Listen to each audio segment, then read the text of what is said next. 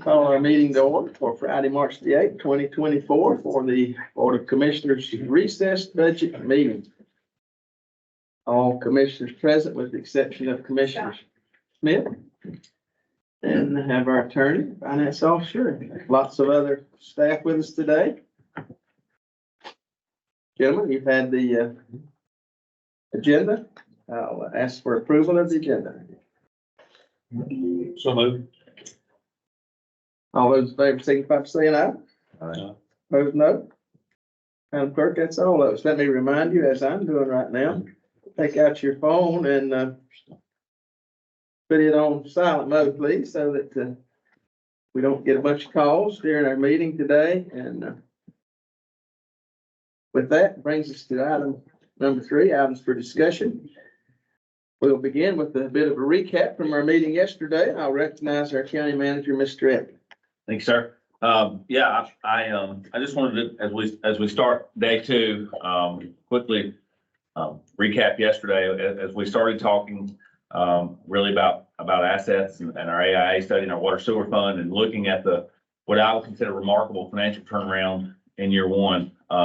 If you recall, really we're approaching that enterprise fund with two very different paths. One is being on the business envelope side. What are our rates? How are we spending our money? What type? How's our inventory working? We talked about being a purchased water system and how much have we bought versus how much we're selling and where's it going. On the sewer side, we talked about metering and other entities going through our assets and historically our lack of ability to reconcile that, but some of the changes that we've made and those put together so far have made about a $700,000 positive turnaround. That's our anticipation from last year so far this year, and we expect it to be better between now and June. On the other side, Chuck Wilson and his team going through GIS mapping of all of our assets, ultimately working towards probably a year from now, a comprehensive AIA study that gives us the amount of deferred we need to be putting aside each year to maintain the system, giving us avenues and paths to potentially expand the system, and all of those things in an effort to support our existing citizens who may want access to municipal water sewer, promote economic development in strategic areas and in alignment with our planning folks, and then also to support how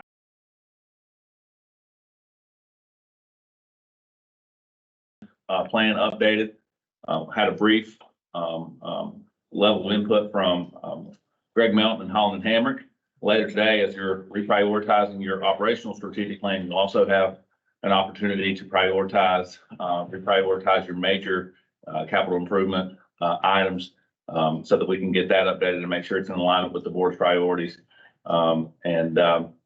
Really, I think all of those things are critically important. I told several people yesterday, I believe it in my deepest core that we're working on the right things. And they're not things that necessarily have an end result or an outcome tomorrow. They're certainly more long-term, more fundamental to our mission and purpose. But I'm excited about that. And I think we've made significant movement. Yesterday's reports, I think, demonstrated that we're all, some things are aligning and coming together. And all of that is intended to lead up to later today. And I left out the pay classification study, but we closed the day yesterday with Sarah Town from Baker Tilly, covering the methodology for the pay class study, the results and the findings. She presented 3 options to the board. Again, option 1 was the minimal impact option. Option 2 was making up a little ground, and option 3 was what I would call the catch-up option. Across the county, we were between 6% and 8% behind, depending on if you're looking at general employees, EMS, or law enforcement. We have separate pay plans for each of those functions. But that option 3 provided the formula essentially was move every employee to the minimum or 2%, whichever is greater, whichever is most advantageous for the employee, plus this concept of compression relief factor, which added 0.5% for every year in their job, capped at 7.5% to move people away from the minimum. But she went through the mechanics of what the new pay plan looks like, decreased range inside the range spread, so to move people to midpoint quicker, but a more increased differential between grades. She talked about the fact that we've gone back to the very foundation of a pay system, updating job descriptions, introduced this concept of a quantitative SAFE system, which scores jobs based on a quantitative eight factors. That's been tested in federal court and shows that it demonstrates, all the necessary components to avoid any type of unnecessary bias, and promotes internal equity. So, last thing I would say about that is all three options are in line with what was set aside in last year's budget for paying classification reserve. That was speculative at the time, but sometimes the limited market trends that we had looked at last year were indicative of kind of where we ended up. So overall, good day. Again, really important analysis, really important items. I think all align with the Board of Commissioners strategic plan. I'm excited today to have our morning session on substance abuse disorder and our opioid settlement. That's been a huge part of what we've been working on, and we'll continue to work on. And then in the afternoon, we'll cover what we know about the budget at this point. It's obviously preliminary. We start meeting with our operational departments early next week, but we do know some things now, and I want to cover what those things are and kind of pro forma what we can expect. And then we'll work through an exercise to update, modify, or check off many of these goals that you all set last year. And then end the day with setting potentially new or modified goals, and then allowing the board to prioritize that. And that'll kick us right into budget beginning next week. So, Mr. Chairman, I appreciate the opportunity to recap that. I'm looking forward to concluding what so far has been a really, really positive and impactful work session. Thank you, Mr. Manager. All right, our first item of discussions this morning comes from our Health Department, opioid use disorder. This will be presented by our Health Director, Mr. Scalise. Thank you, Mr. Chairman. Dr. Varda is running a few minutes late. I think she got a little lost and doesn't want to get it. Okay, is my presentation up in here?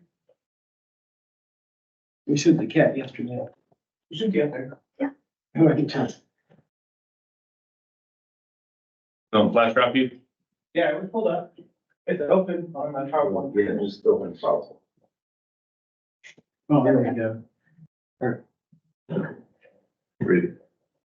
This thing works? Outstanding. Yep. Katie will be here in a few minutes. I'd like to start by talking about one of the things that we've seen, and it's been a transition just since I've been here on our community health assessment. The two top things that we see are substance use disorder and mental health, and they're interrelated. On average, those of you who don't know, one of the things we do is vital records. So every death certificate that comes from the county comes through my office, and I read every one of them before we let them go on. And on average, we have about 6 that are suicides every month and 6 that are overdose deaths. It's become a problem. 6 doesn't sound like a lot until you start to add it up over the year. And that's 6 unnecessary deaths from 2 different things each month. Yesterday, and maybe this is a virtue of us getting the word out that we are trying to tackle mental health. When I got home, I was telling Brian this, a gentleman called the health department yesterday, right around 5 o'clock. For whatever reason, he got to our public information officer, who is not trained as a clinician. And she and one of our other employees tag teamed and talked to him for about 35 minutes. He was thinking of killing himself, and that was the person that he called. Heather answered my phone, and I called her, and we got somebody to go out and check on him. And 2 young ladies just sat and yapped with him for 35 minutes because he wanted to feel heard. There's a lot of loneliness and a lot of issues in this country that are causing things like substance use disorder, as well as mental health issues. We're going to talk to you a little bit about history. We're going to talk about root causes. If you don't know me, I grew up in southern West Virginia, coal country. The one thing that I've seen similar to Burke County, this whole area to southern West Virginia, is we lost coal maybe on a little bigger impact than you all lost furniture. When I was a little kid, if you graduated from high school, if you had a good, strong back, good work ethic, you could go and work in the coal mines and make a good living. You could raise a family, you could take care of. We're seeing a lot of that in Southern West Virginia, throughout all of Appalachia, all the jobs that have gone away, the despair that's there. I think people are starting to treat themselves with whatever they can get a hold of. So we're going to talk a little bit about the root causes. Kenny, as soon as she gets here, is going to talk to you about the MOA so that you all can have an understanding of when we talk about the MOA, what it is that we can do with settlement funds, as well as current strategies we're doing and what we see as vision for the future. So I thought about talking about the history. I kidded Johnny a little bit about how long this crisis has been going, because there was a lot of talk about when it started. And I kid him about being old, but he was not here for the start. 10,000 years before the birth of Christ, people were using opium, medicinally and spiritually in ancient Greece. 4,000 years ago, that's a poppy, by the way, an opium poppy. Heroin is made from these plants. This is a plant, not a, we think of it as something that comes in little baggies, but this is where it starts. In Mesopotamia, 4000 BCE, references to it. About the time that the pyramids were built in Egypt, there was a papyrus that you can read if you go into the Library of Congress, and you can read the translation. There are 700 remedies that you can use. So not just modern medicine, but ancient medicine used the opium poppy to treat a myriad of different things.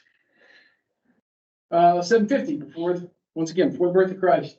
Europe, Middle East, North Africa. We fast forward to the 17th century. It's made its way to China, made its way to the East Indies, and even Vietnam.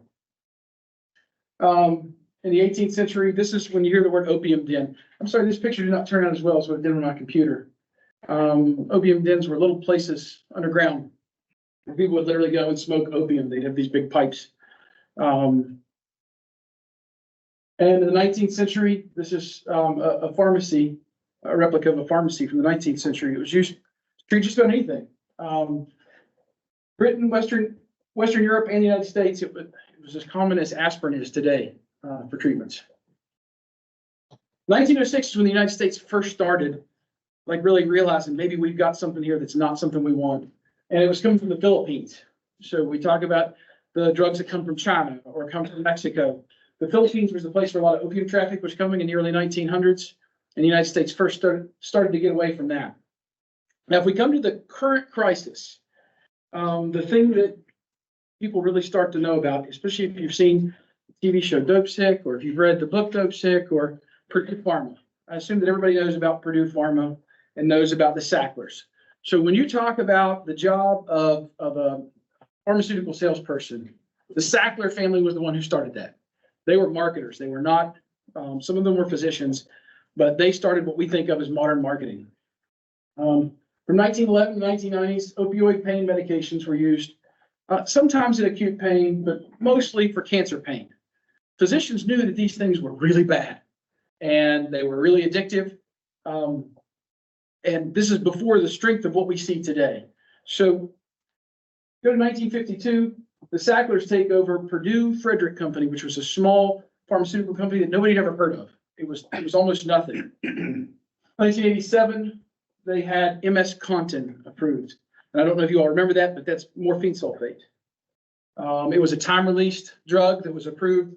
And it took from the opioids that people were using, which had a 4-hour to a 12-hour, because it was that time release.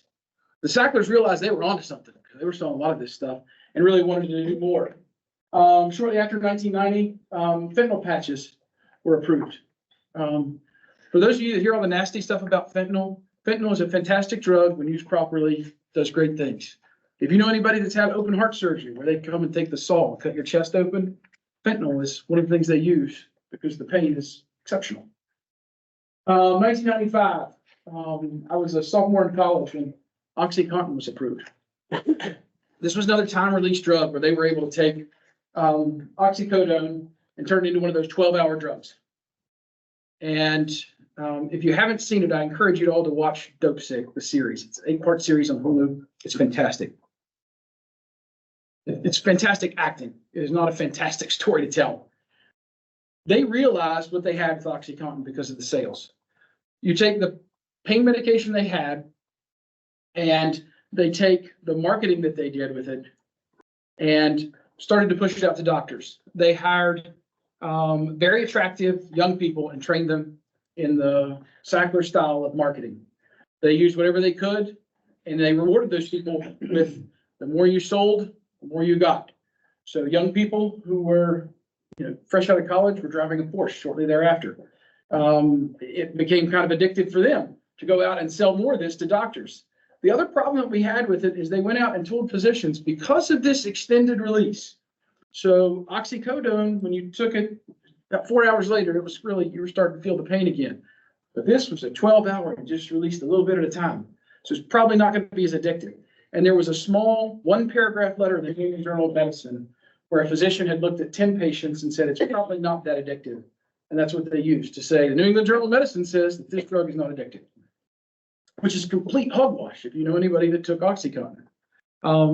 It became a thing. You could crunch it up, snort it, you could cook it, you could do whatever you wanted with it, get outside that time release and get that whole big dose of it. The Sacklers' answer to that was to sell more and higher doses. So they went from 20s and 40s to 60s and 120s. And the more the dose they got, the more they got hooked. If you've ever read the book Dreamland, a friend of mine wrote that book. He outlines how the Sacklers were marketing this, and a group in Jalisco, Mexico was creating what's known as black tar heroin. If you've ever seen it, it looks like black tar. And you cook and you inject it. These people would follow Oxycontin prescriptions because they realized that even if a doctor didn't think it was that addictive, if you were coming back to them, they knew that they had a product to sell. And they went into places, not New York City, not Baltimore, where there were gangs selling drugs. They went into places like Morganton, North Carolina, Huntington, West Virginia, places where they saw high increase of it. More often than not, it was places that had manufacturing or jobs where people would get hurt. People would take those pills from work. If you have some kind of an accident, especially in the 1990s, early 2000s, you probably get these pills.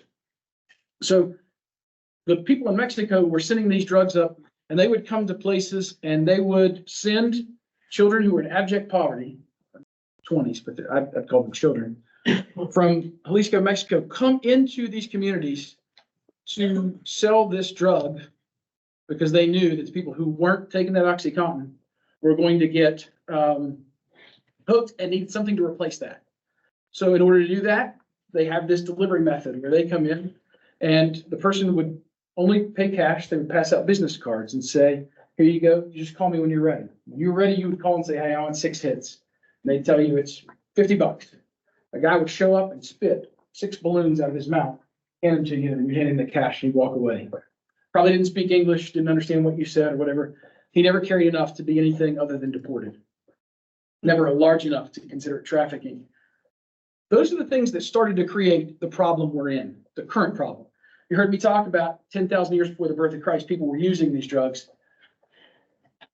Now we're seeing them in higher doses, significantly. I'm going to show you a slide here in a little bit as to how much more potent it is.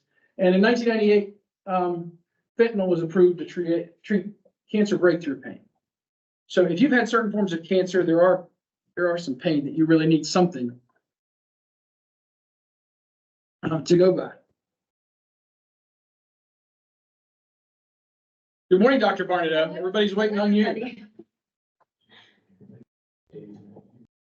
Her time is getting better. Like you held it down for me, okay? I did. All right, so it looks like Danny went through the history of the opioid settlement. I always miss this clicker if someone tried out of it. So I want to talk to you guys a little bit about the root causes of opioid use disorder and substance use disorder in general. And the purpose of this is to get you to think about what happened to a person instead of what's wrong with a person. And when we start looking at root causes, we can move from the Band-Aid solutions to like what is truly causing. Sorry, I ran in. You're fine. It's all good. So I just got in from Atlanta from the Overdose Fatality Review Conference yesterday. And driving back, the traffic was a nightmare. It was like bumper to bumper. There was road work everywhere. And if you've ever been to Atlanta, you Uber around and the people are just like whipping around, driving aggressively. So all the way up here, I was behind some people driving like 35, but my mind was still in Atlanta. So I was like, come on, let's get around these, get around these people. So, but I made it in about 9 o'clock last night and had some time to do a little bit of reflecting on, the overdose fatality review and what I learned at the conference. And everybody at the conference really focuses on the root causes. So the purpose of the overdose fatality review is to look at what happened to a person instead of what's wrong with them. So I'm going to talk to you a little bit about the root causes. And then when we get into the overdose fatality review section, you'll have a little bit of context about why it's important that we're doing that.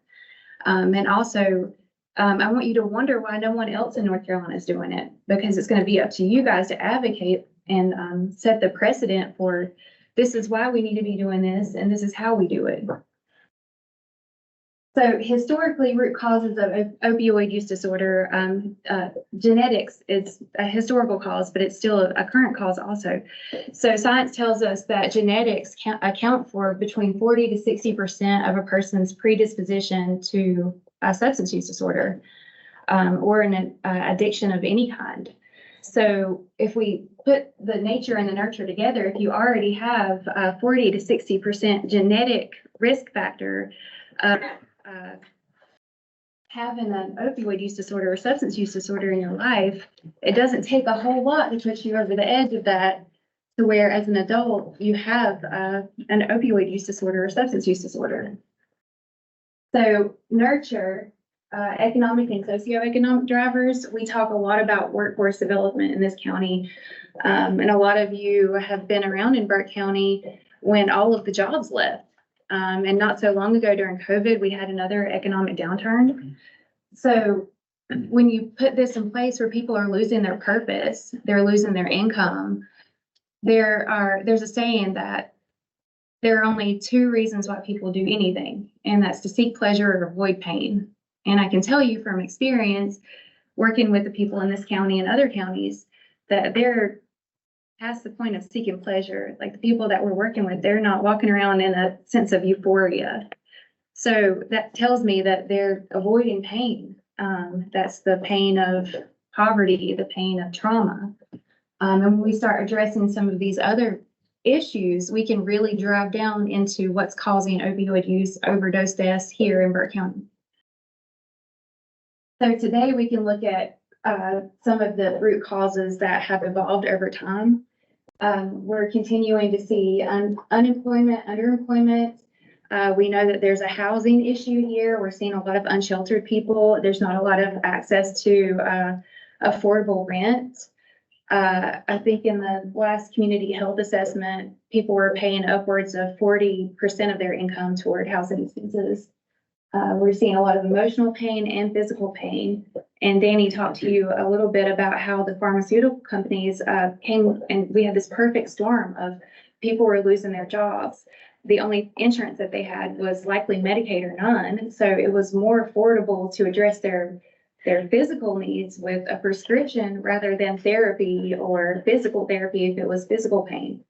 So what we're seeing is this cycle of generational poverty and trauma. And how do we break that? We have to address these different root causes with protective factors. You all know what protective factors are? So it's a little bit of jargon that we use in the behavioral health world. It's indicators that help mitigate all of these risk factors. So it's like your social support, your family connections, your work. So we have protective factors, and the community interventions are what we're working on with the interventions for opioid settlement dollars. So these are the things that we can do as a community to make a systems change to address these root causes. And I'm gonna stop there. Do you guys have any questions about any of that? Going back to the beginning, one thing that struck me, so how much does regulation have to do with where we are? I mean, going back to the days of the pyramid? You said that people use it regularly. So in terms of regulation, the regulations that we look at today, things like the PDMP, where if you go to a doctor and say, hey, give me 90 days of this or 30 days of that, and the doctor does give you a prescription, there's now a record of that. So you go to another doctor and ask for that. That's fairly recent. That's in the last 2 decades that's happened. This is not something. So a lot of our regulation is a reaction to things that have happened since the Sacklers really kind of did what they did. So I guess my question is back during the days when they built the pyramids and all through history, was it not addictive then? It was. Or was it not recognized as an issue because it was like freely available? So you saw the one slide about the Philippines. 1906 was the first time that anybody, and that was the United States, said, hey, this might be a bit of a problem. Most places just kind of let it go. So our drug laws are maybe a century old. We really don't think about it because we think about a century ago, most of us weren't here, or any of us were here or in this room. It's just been the law of the land. But things like cocaine, or even morphine were a little more readily available a couple hundred years ago. In some Middle Eastern cultures, during funerals, they have a poppy tea. It's made with the opium poppy to help them grieve. They use it that way.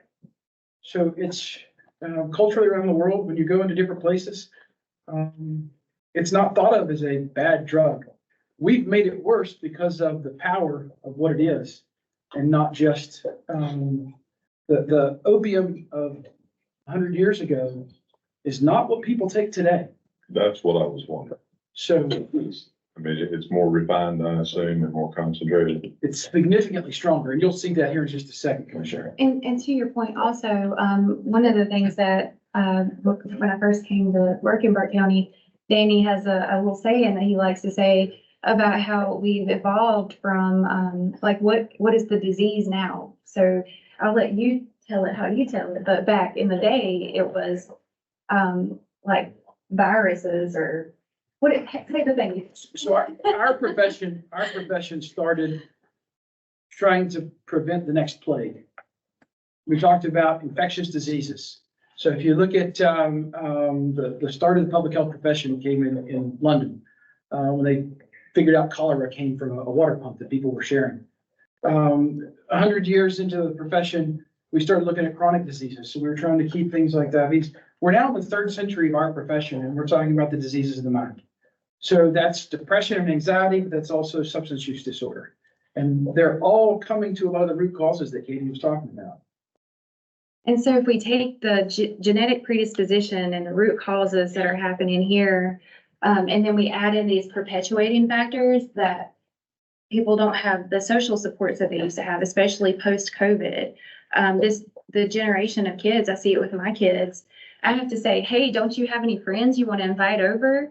Or do you want to go up play outside? Because they're so connected to their phones and online that they don't have the social support that we had when we were kids. I would have loved to, have people over or gone over, but the kids, my kids, I can speak for my kids, they don't have that same kind of mindset. So even if we're looking at prevention, and social support as a protective factor, that looks different for the generations coming up. And then if you add in COVID, where we got used to being isolated, we got used to Zooming and not being in each other's presence, then we're further isolating each other. And there's a pretty popular saying, it came from a TED Talk, that says the opposite of addiction is connection. And what we're seeing with, especially with peer support being so effective, is that that's proven to be true. The social determinants of health, the social determinants or social drivers of health have been found to be a health outcome indicator for like 60 to 80% of health outcomes. So we're talking about transportation, jobs, employment, social supports, faith. These social drivers are bigger predictors of health outcomes than like some of your biometrics, which is pretty fascinating. Co-occurring disorders. So if a person has a mental health disorder, in addition to their substance use disorder, they're even less likely to get into treatment. So that's perpetuating that cycle of substance use. Stigma.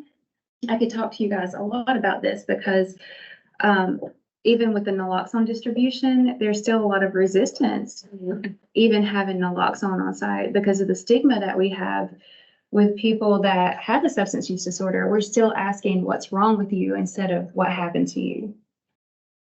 Generational trauma and poverty, we can look at our economic indicators over time and see that families in Burke County are living that cycle of poverty that also perpetuates trauma.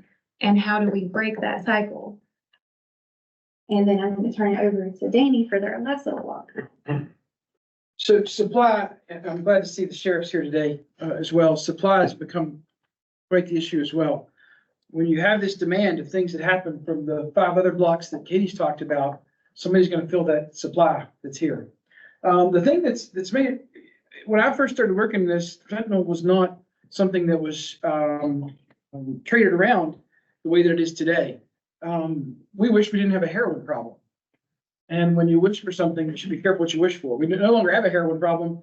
I won't say we no longer have, but it's not the level that it is or it was because we had fentanyl. The difference being is to create heroin, you need those poppies, plants to process it, and then it comes in large quantities that have to be cut down. Where fentanyl, you can buy the stuff, have it shipped over here, make it yourself, and a brick this size of fentanyl is enough to kill everyone in this room a couple times over. Like that, no problem. So the supply of illicit fentanyl and the analogs to fentanyl, different types of fentanyls, they've been in existence, the formulas for them have been in existence for decades. Since the 1950s, we've known about fentanyl and the analogs, but people are starting now to use them, and they're manufacturing them as pills. One of the big things that's come around recently is the pill presses, and you can get them on eBay. You guys can order one right now and ship to your house. Sheriff, I'm sure you bumped into 1 or 2 of those, or your guys have bumped into 1 or 2 of those. People buy all the materials to make it. The pill press, they design it to look just like whatever pill they want to make it look like, stamp it, and it looks like that. The real problem with those is when you buy, if you buy a 40 milligram losartan prescription, when you go to it's a blood pressure medication, 40 milligrams of losartan are in there with a filter, so that it makes the pill. They have a level where they can say, for sure, this is 40 milligrams of that drug. These idiots that buy this stuff use a Ninja blender to blend it up with whatever filler they use. And you may get 1 pill, and I may get 1 pill. Yours may have almost nothing in it, and mine may have enough, causes a level of overdose on 1 pill. So a lot of these people that are taking these drugs don't know what they're getting because they don't know the level they're getting. I think this is the thing. I talked to you a little bit about morphine. Morphine, heroin is 50 times stronger, fentanyl 100 times stronger. So if you think of, to your point just a little bit ago, Commissioner, the stuff that people were taking years ago when we still knew it was addictive was this. They took it oftentimes in like a liquid form or have you ever seen the movie Tombstone? Gladder's wife in it. She's always nipping something. She was nipping morphine. She would take this. In today's world, they're getting that in a pill form. So the strength of the drugs is getting harder and harder and harder to keep up with because of how much power. I think this is a powerful way to look at it. Like it is, a fatal ratio that Katie gave it the title there, but it really is. If you look at, it's literally 100 times stronger, or in some cases more. Katie talked about the social determinants of health. In public health, we use this a lot. Robert Wood Johnson Foundation has, if any of you have been to a Board of Health meeting, you heard me talk about this. County Health Rankings ranks every county in the country, and they rank them on these things. Policies and programs drive health factors, which drives health outcomes. We want outcomes, length of life, quality of life. Nobody wants to be 120 if you lay in a bed for the last 60 years of your life. So you want to balance those two. We want to live long, we want to live a good long life. So how do we do that? These factors are what drives those outcomes. I used to work for physicians, and they would go nuts because I would point out on here, quality of care is 10% of it. If you have the best doctor in the world, best physician in the world, but you are a tobacco user, poor diet, you have sexual promiscuity and unprotected and have a history of alcohol and drug use, you have ruined every bit that you're paying for that overpriced doctor. Access to care. So there's a lot of things in here that you all can do. You heard Katie talk about it a little bit yesterday. You heard another speaker talk about housing. That comes in here. Community safety, quality. There's housing and transit right there. There are things that you can do as a board of commissioners that can drive those things. The more we do on policies and programs that drive factors are going to drive better outcomes. And then substance use disorder and mental health, no different than that.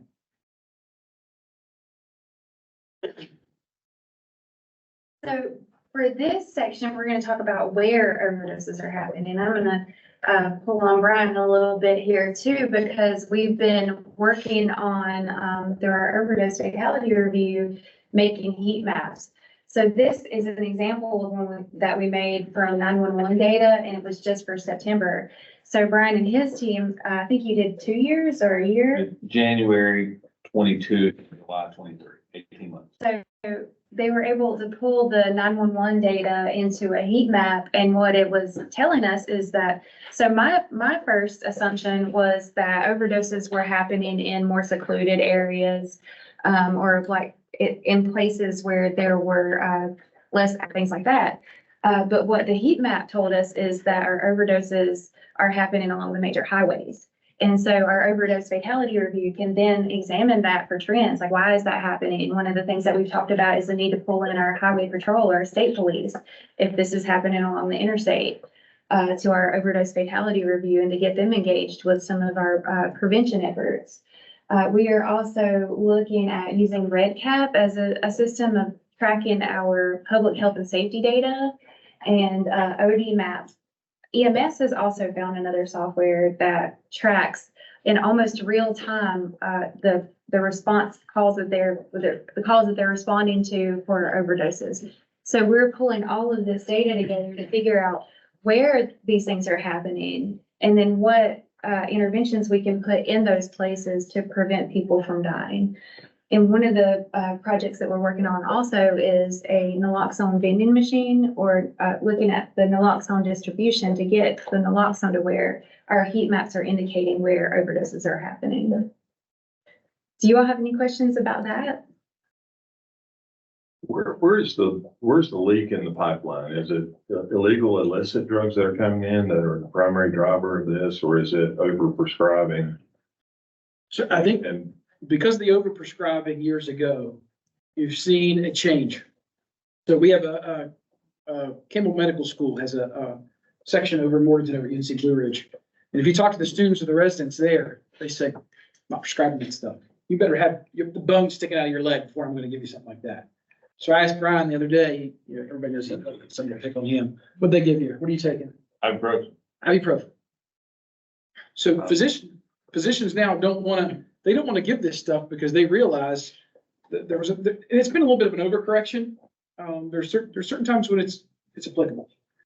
So most of the time you're not seeing, if you see pills, I'm sure the sheriff could probably give you better data than we can. If you see pills, they're manufactured somewhere not in a pharmaceutical manufacturing company. It's probably in somebody's house. Yes. so Go ahead. right. Go ahead. So the primary now is not overprescribing, it's illicit illegal drugs? I would say so, yes. So if it's along the I-40 corridor, how much of the population of overdoses is transient in nature versus local folks? Do we have that? I mean, I don't have that right now. But is that something that, Everything on our heat map was an address point in our GIS. It was a Burke County address. so it is a Burke County, this is Burke County. Yeah. These are Burke County issues. They were just, when you zoomed in on the heat map, you could, I mean, their security's off of 40, but as 40 flowed through the county, plus or minus 5 or 6 miles off 40 was the highest concentration. A lot of reasons why that could be population density, not to what, the Robert Wood Johnson chart that Danny, put up, there was certainly a over proportionate share in mobile home parks. Our EMS folks, when they saw that, they're like, that makes sense. I know which house that is. I've been there 6 times and we saw that kind of stuff, which makes sense when you think about the social drive. And when it comes to overdoses as well, Commissioner, you got to think the good and bad about what we do, we pass out naloxone as much as we can because we know it saves lives. Not everybody calls 911. So on average, we're at 400 911 calls a year for an overdose. So a little better than one a day, but that doesn't count the people who overdose and their friends that are with them administer naloxone, bring them back to life. So I think it'd be safe to say there were hundreds of unknown overdoses that we don't get reported to us or anybody in this room. Any part of the government gets to see that. And I'd say that a good part of it are Burke County folks. You'll have some transients that happens, but a good part of it are. And one of the reasons that we suspect that the overdoses are happening along the highways is that's where people are getting the drugs and then they're using the drugs before they get back to their home or wherever they're going. So it's happening near where they are getting the drugs. And if you look at, there's a map of high trafficking areas and we're surrounded by it. So it makes sense that it would be interstate where people might be getting their drugs, which demonstrates the need to pull in like our state police. It's not uncommon for the death certificate to say for the place of death, just a random spot off whatever highway. So the person, when they go, it's hard for us to imagine if we don't do it, if you're not suffering from this disease. But think of if I walked over to you, Scott, and held my hand over your mouth and your nose that you couldn't breathe. At some point, you're going to do whatever it takes to get me off of you because you need that breath. People that are suffering from addiction feel the same.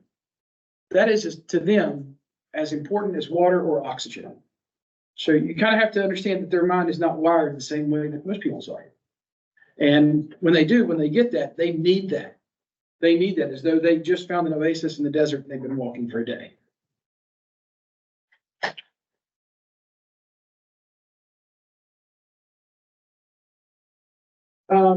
This is calendar year 2023. The first thing you see here, this is a map. This website, people can go and put tributes to their loved ones and show you kind of where it is. It's fairly new. It's all across the country. But people are putting pictures. When you go to the website, the first thing you see is a Marine in his dress blues.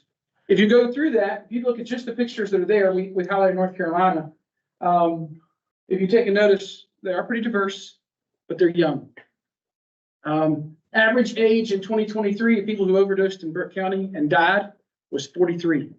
These are the people that are in the working age. So we're talking about the people who are going to be paying taxes, who are going to be working in this or working in that, and they're taken out of that because of this. Yes. Can you track that demographic, that age back in time to a significant event that would have caused those folks more than anyone else to?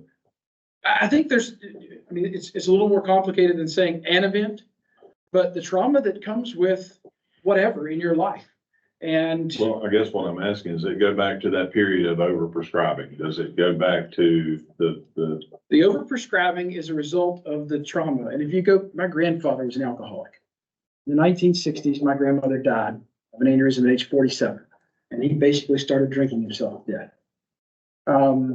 And the whole time I knew him, he drank heavily. Fentanyl wasn't available, he probably would have taken that. His traumatic event was losing his wife when he had 4 young children. He had that available, and that's what he used. This is the same thing. These people are self-medicating instead of dealing with the mental health issues. Our mental health system doesn't say you should go and take care of these issues by seeing a mental health professional. We still look at people who see therapists and say they're crazy, or if they spend any time in an institution, they're crazy. But in reality, they're dealing with some level of trauma. Instead of dealing with it in a healthy way to overcome it, learn how to deal with it, they take whatever, whether it be a pill or smoke this or inject that or drink this, whatever you can get your hands on that lessens that burden. And if you talk to people who take this, they tell you they feel the weight come off their chest. For just a minute, with that heroin or fentanyl in their system, that weight comes off of their chest. They don't feel it. With all of these social issues that these people are dealing with at this age bracket, they have money, they're workers, and they're able to afford it too. So they are able to buy more than, say, an 18-year-old or a 17-year-old. They have to steal money, break in, do whatever they have to get money. These are actually people that work. A lot of times they are. The other thing, Commissioner, that they'll do is, we've seen an increase in prostitution, because of it. People will do whatever it takes to get whatever they need. And if it means selling themselves, they will. In some way, it leads to our unproportionately high, I mean, not only do they work, but they also are parents. And we have an unproportionately high number of children in foster care in Burke County compared to our total population, whether they die or, you know, they're on the streets, whatever the cause may be. Oftentimes a safety plan is put in place for their children and custody taken away, and, you know, that's a huge burden on everybody. Now, obviously, that probably creates trauma. I'm not a clinician, but that probably creates trauma for a child and creates this cultural recidivism, and they may likely follow. It certainly does. I think you see a lot of grandparents raising their grandchildren. We have a high number of that here in this county. And the grandparents can't do it. You get to be a certain age, it gets pretty hard to raise the kid that's running around. If the kid's been around that, who knows what trauma they've seen, and they could be a handful. But 41 males, 25 females. We're not that big, guys. 87,000 people is what they estimate our population to be last year. And I want to talk a little bit about how we pulled those numbers, because I get asked a lot, how many overdose deaths did we see in Burke County? And the answer is, you know, it depends on who you ask or where you're getting your information. And what we've been doing is actually reviewing all of the pending death certificates. So when a person passes and it's a suspected overdose, it takes 6 months to a year to get their death certificate certified. So the most real-time information that we have, unless we want to wait 6 months to a year, is to review the pending death certificates. So we've been pulling all of the death certificates and looking at where's the location that it happened, and then where was their home residence. So we can see if, you know, we can make those connections of where people are most likely to overdose, or what's their age and their gender. So then, as we're going through this process, we can track these overdose deaths that are pending.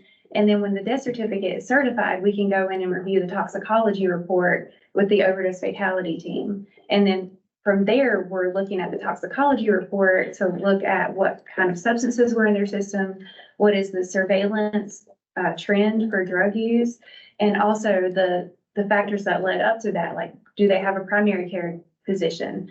What was their socioeconomic status? Were they justice involved? So we can start putting the pieces together here using local data for local decisions. Because what we've been doing is, I'll show you in a little bit. I have a site that shows the overdose fatalities from, I think, 2022. And that's the most recent, like, this is the final number that we can get off of our opioid settlement dashboard. But 2022 data doesn't really do us a lot of good when we want to know what's happening now. So in the meetings where I've presented to you all and you've asked me, like, what are the overdose fatalities? And I'm kind of like derpy about it, is because I want to give you the right answer. And I want you to know not only the right answer, but the soonest, most real-time answer that I can give you so that we can do something about it. Are we working on how these things are coded at the hospital, at the ER, and So we work with the hospital, we work, all of our groups, we try to get representatives from each other. We work with EMS, the hospital, law enforcement. We want to try to be able to share data as much as possible to get an understanding of, sometimes we're not going to get it right for one thing, but if we see the patterns and the trends. Scott, these are the videos. Is it going to play? for sure?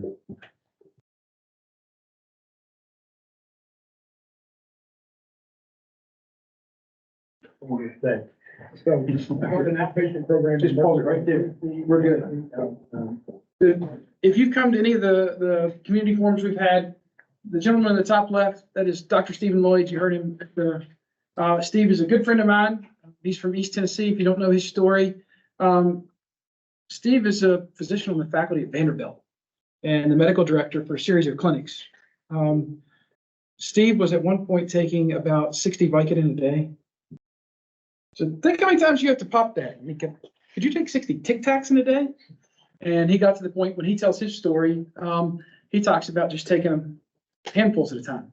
Like he had a cup in his truck where he would just take a couple and throw them in.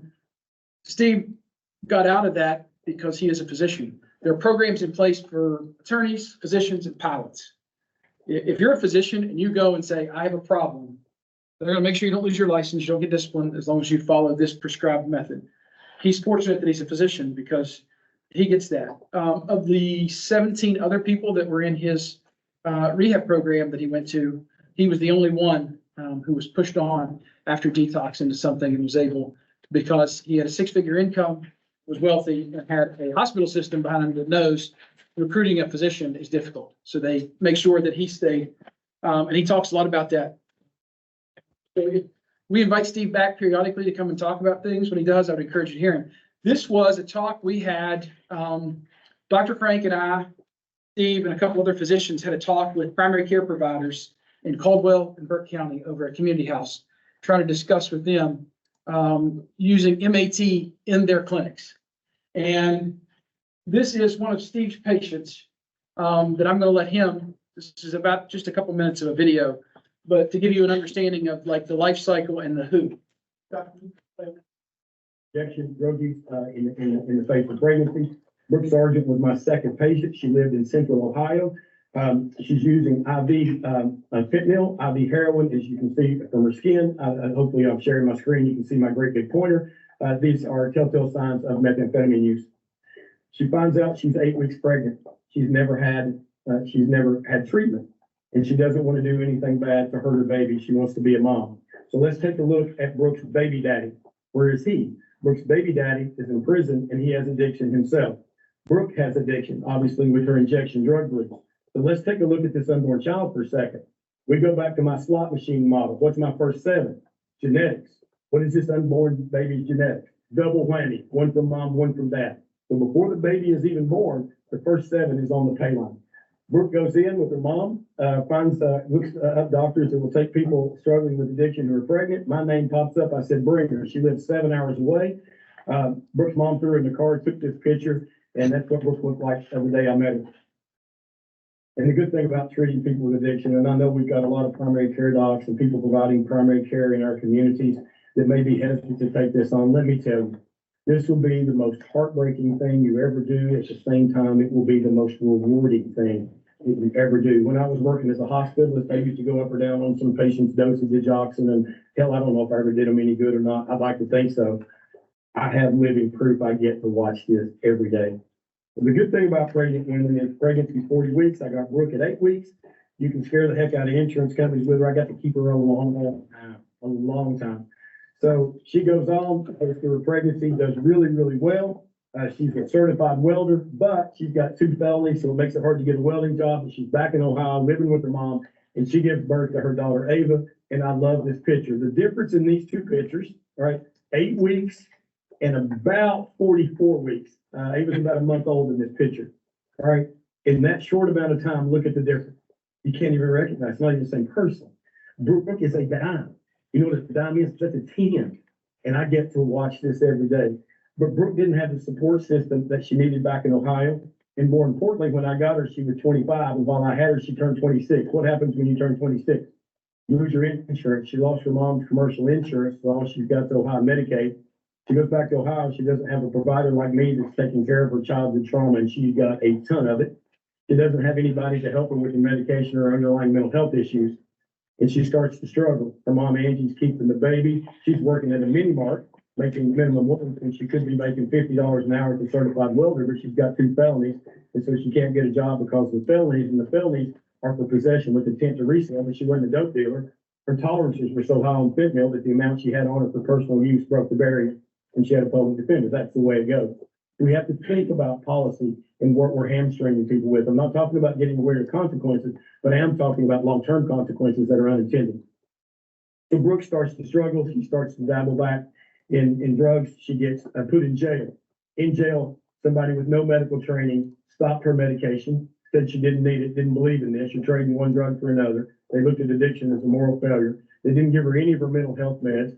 They kept her in there for about a month, and when she got out, they didn't give her any kind of outpatient follow-up treatment for either one of those things.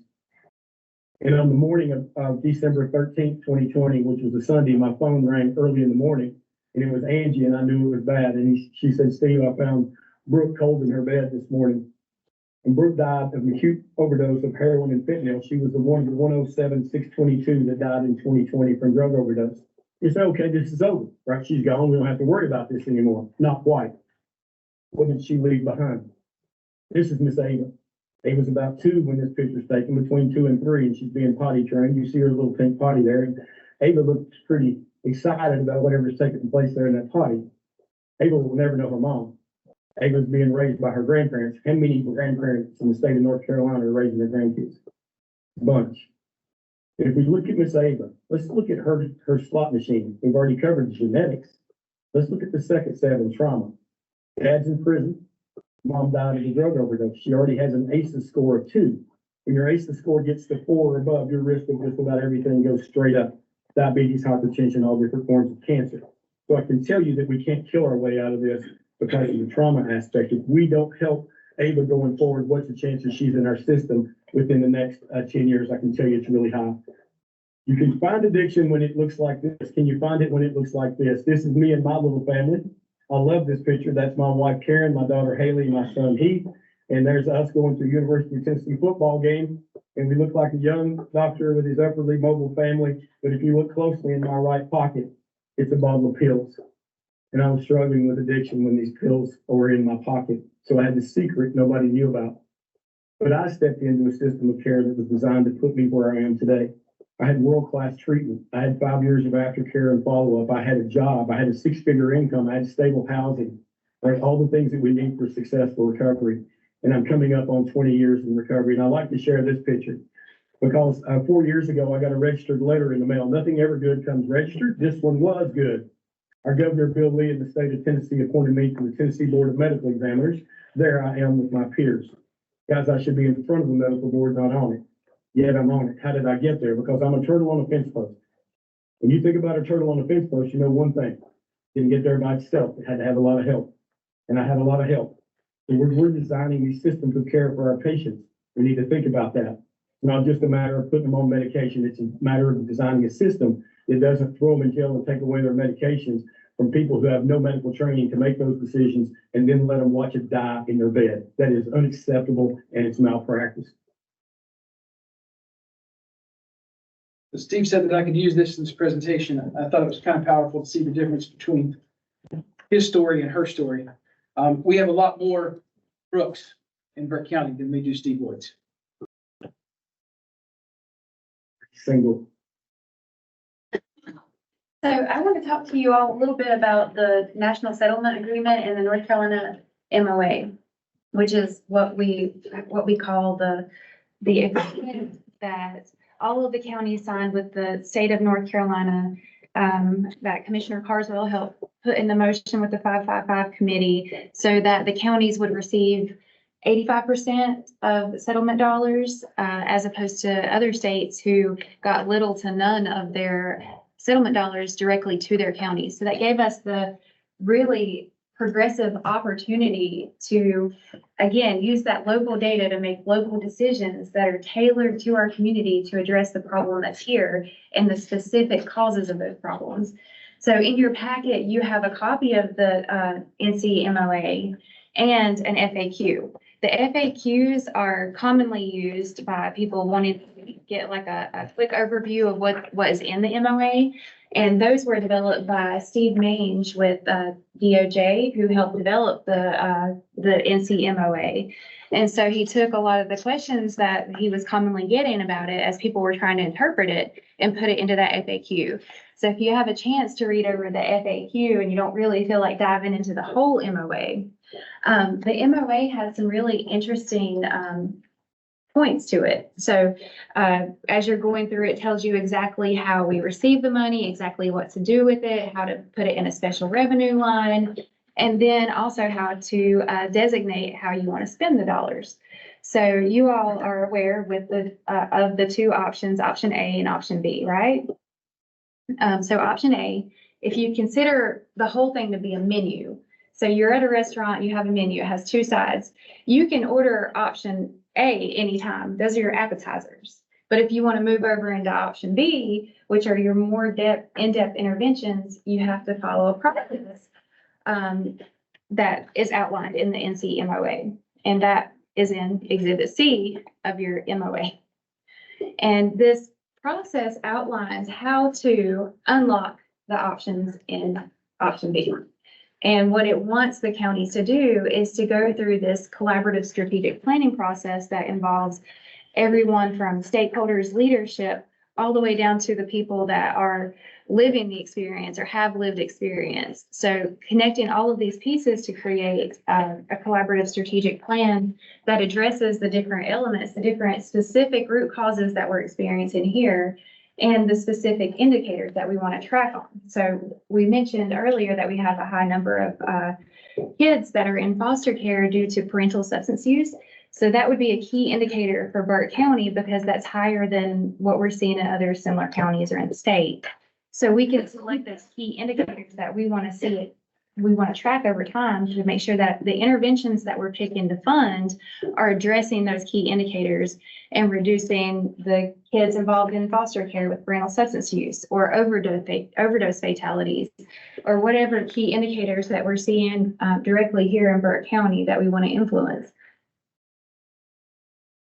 So as I mentioned, the NC MOA outlines that process. And so if you look at Exhibit C in your packet, you'll see it starts off with naming your facilitator, all the way down through developing your root cause analysis, developing your key indicator reports, and all of these things go into your final product, which is your long-term strategic plan.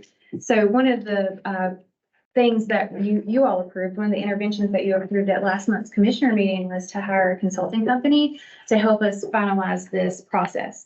So your collaborative strategic planning group has been meeting for, I'd say, 2 years now. So this group has consistently met for 2 years, and it includes partners from the hospital, EMS, sheriff, the jail, a wide variety of diverse stakeholders, from workforce development, education. So they have already been meeting. They were meeting long before I came along here and talking about these things. So our consultant will come in and help us pull the data, write the reports, and facilitate that priority setting session so that we can prioritize those indicators and have a method of tracking how we're moving the needle in the right direction. So option A and option B, what's the difference? The difference is that you have to follow this plan to unlock option B. All of the reporting stays the same. So anytime I make a recommendation to you all and you approve it, we have to submit it through NC Core within 90 days. And so that stays the same, whether it's option A or option B. We have to do an annual program report and an annual fiscal report. So Margaret sends in an annual financial report, and then I send in an annual program report that's based around results-based accountability. So we're not only looking at how many people we served, but what impact did we truly make.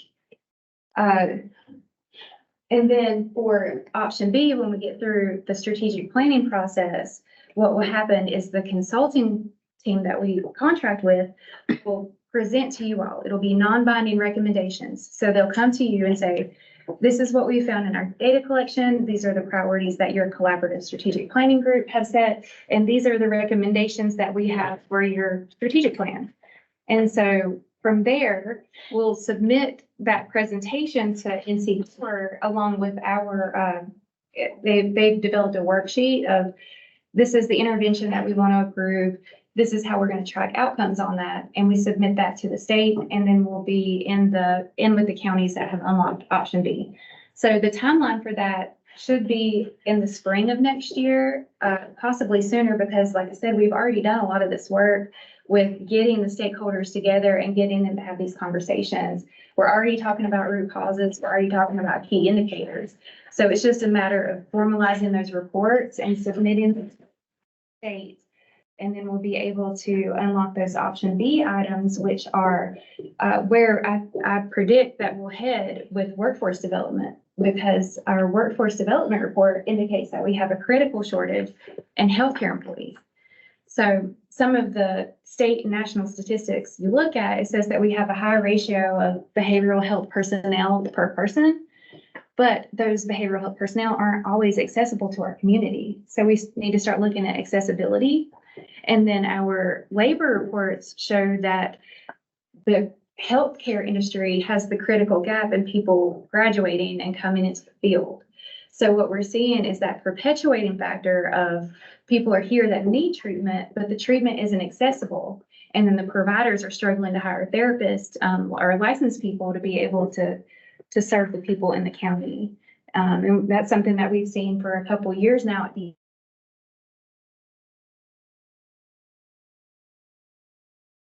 and whenever there's a turnover, it's hard to recruit someone to come to the area because we have a workforce shortage there. So in order to access those interventions, we have to unlock option B. You guys want to dig into that a little bit? It's complicated, but I don't know that we could dig in far enough that I would understand it at this point, so. we can keep talking about it. And that's one of the things that I told Danny as we're developing this is that it's something that we just have to keep talking about.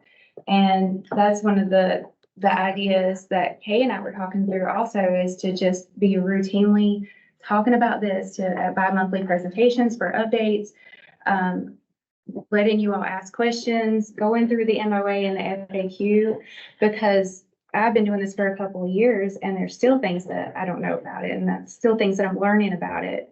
But what I do know is this, that when we finish the strategic plan, we'll have a long-term spending plan. That way we can move away from planning and into the actual implementation. And then our conversations are going to change a little bit. They're going to change from we should do this into this is what we're doing and this is the impact we're having.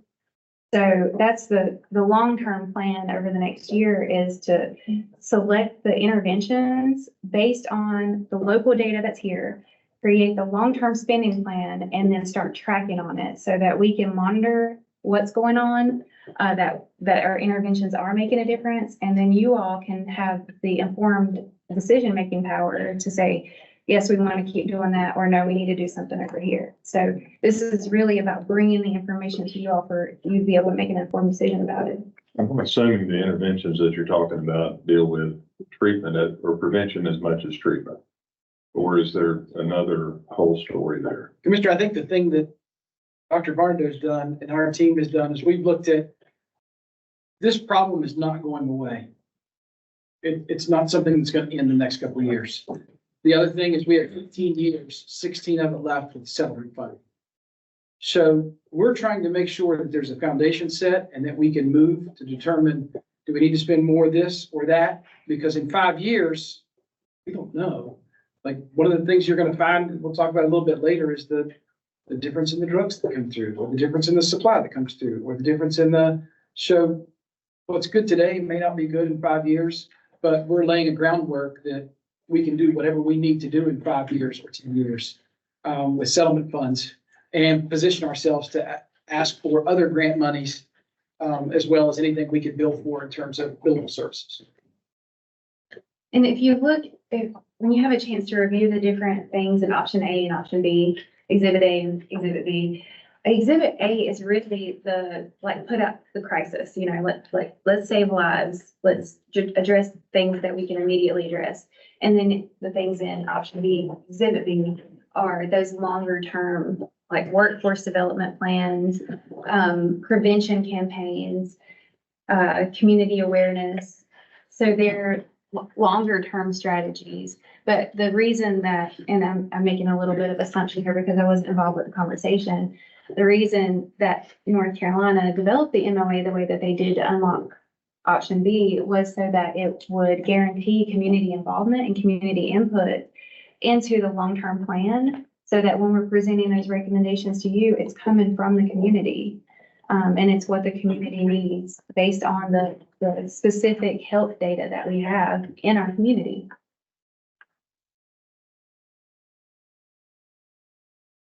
Thank you, Dr. Farndale. Let's take about a 15-minute break and we'll come back at 10:25. Okay? All right, good break, little fresh air. Maybe have a chance to step outside and get a breath, a little bit more brisk today than it was yesterday. Feels good. So we'll return to session and Dr. Farndale, carry on. All right, thank you. So I want to make sure that you all have a little bit of some awareness about the MOA, because you're probably gonna get asked a lot about the strategic planning process, and I want you all to be able to spout that off if you need to, and you all, if you have anything else you need me to, like, do some guiding through with that, you just let me know, and we can keep working through it and talking about it. So where we are today, you all have approved some strategies over the last year to start addressing some of these issues that we're talking about. And so I want to thank you sincerely, because the very first strategy that you approved was to hire me. So, my job, the selection of strategies. So all of the strategies that you have approved have come from that collaborative strategic planning work group. They're all option A strategies. So they're all things that we can go ahead and do that are authorized under option A of the MOA. And the strategies that we've requested are building the foundation for this long-term plan. So we're looking at things that we can do now that will also help us with the strategies that we want to do later. So a lot of these strategies align with county priorities as far as public health and safety, workforce development. So we're looking at it through the lens of what is the public health data and the key indicators telling us, and then how does that align with the strategies that we're already looking at as a county as a whole.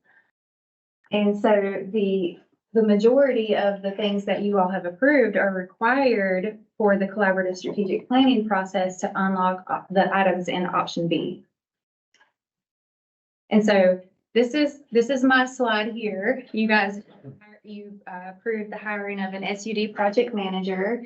So since I started last June, I've been doing grant management. I've been facilitating the collaborative strategic planning group, doing a lot of systems coordination, because what we're finding in this county as well as regionally and statewide is that even if we have the resources, they don't have a strong connection. And if we don't have a strong connection, we don't have a continuum of care. So part of my role in the health department also is to be that conduit of systems connection, where we're acting as the backbone organization to bring the different resources together, to be the conveners of the resources so that it creates access to care. And then my job, especially as you all are approving strategies, will be to provide oversight of the strategies to make sure that the people that we're contracting with are following the terms of their contract, that we're meeting the indicators that we want to meet, and then to do the reporting back to the state. So there's some quality assurance pieces built into having this position. And then in 2024, I'm going to do bi-monthly updates with you all to talk about the strategies that you're approved, and to update you on the strategic plan. I'm going to show you public-facing sites that you all can use also to demonstrate what we're doing, what you've approved, and the progress that we're making. And then we're moving into developing a regional network. So I'm really proud of the work that we've done here, because it's progressive. And Danny says that North Carolina is leading the country in opioid abatement. And I have no doubt in my mind that Burke County is leading the state. So that means that we're also leading the country. You all have approved purchase of naloxone.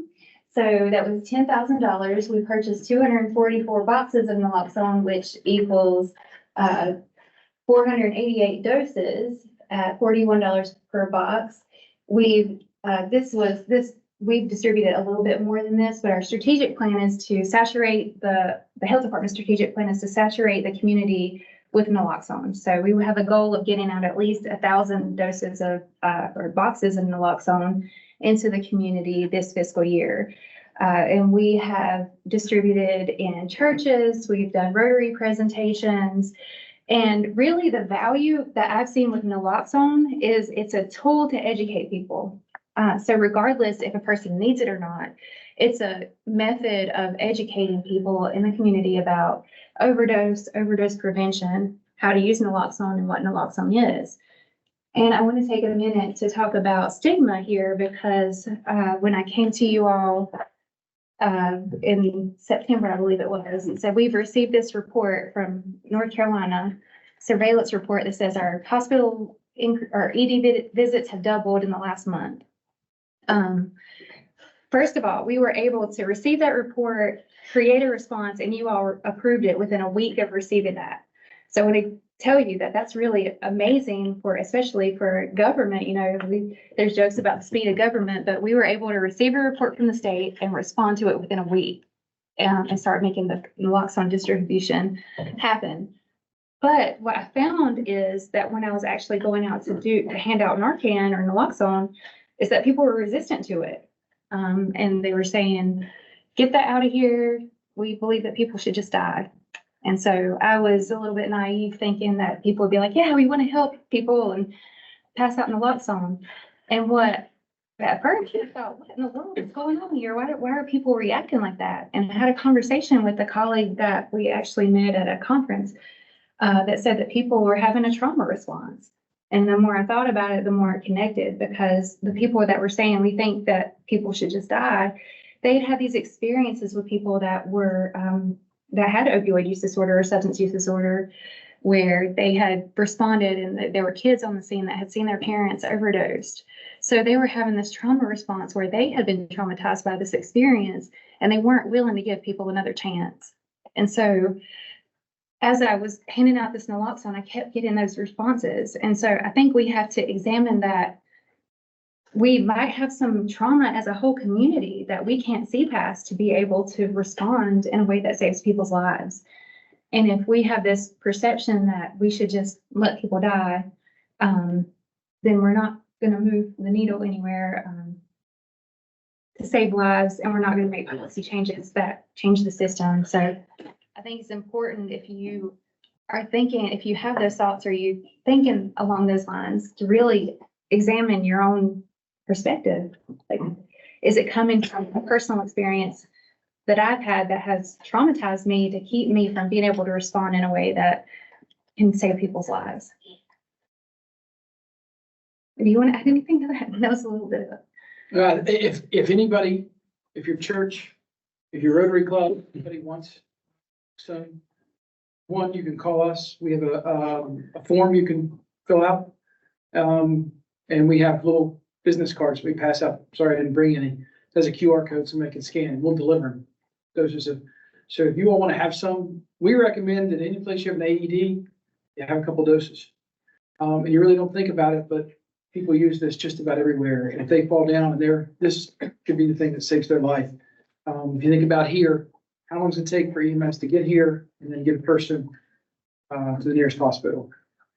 This could be the bridge to get them from death to life. So if anybody wants any, all you have to do is if you have my number, you can contact me, you can call the health department, send us an email, have a carrier pigeon drop us off a request, whatever. We'll get you some doses. So the Peer Mentor Network, Peers Partnering for Excellence, what we're calling PPE, this is also an original idea of Burke County here, because the collaborative strategic plan requirements, they require the voices of people with lived experience. And so what's happening across the state is that we're including the voices of people with lived experience in our conversations with collaborative strategic planning. But that's it. So we're inviting you to the table, and then what other support are we giving? Other than, yeah, we hear your voice, we'll put it in the strategic plan, maybe, so this is a way that the county is continuing to support people with lived experience.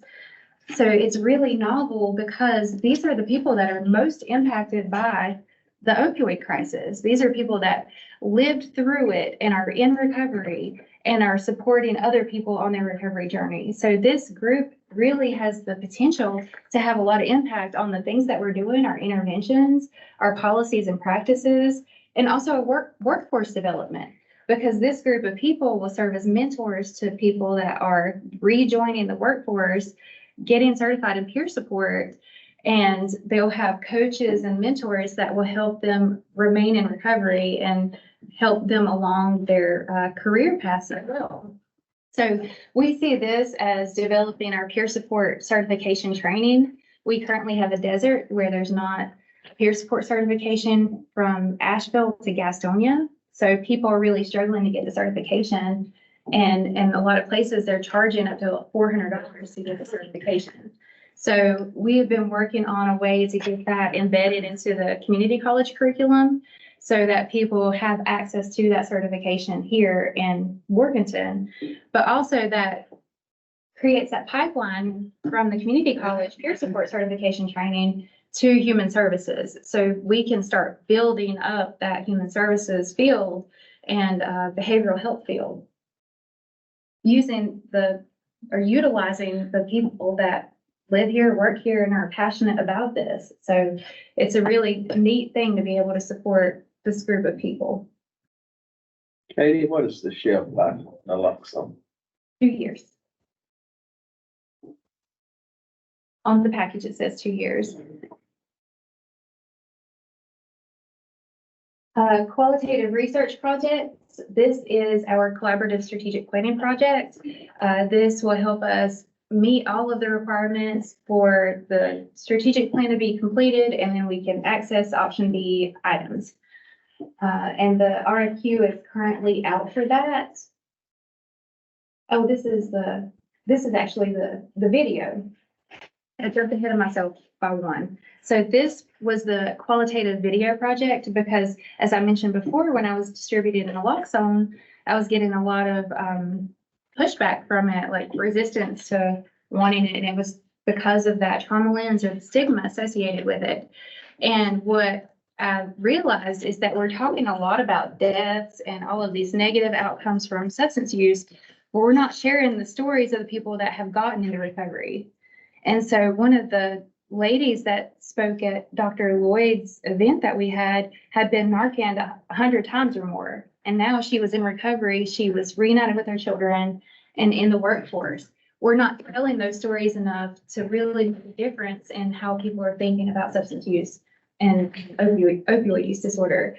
So this will also inform our strategic plan to the people that have lived experience about what worked for them, what was helpful, what wasn't helpful, so we can build that into our root cause analysis.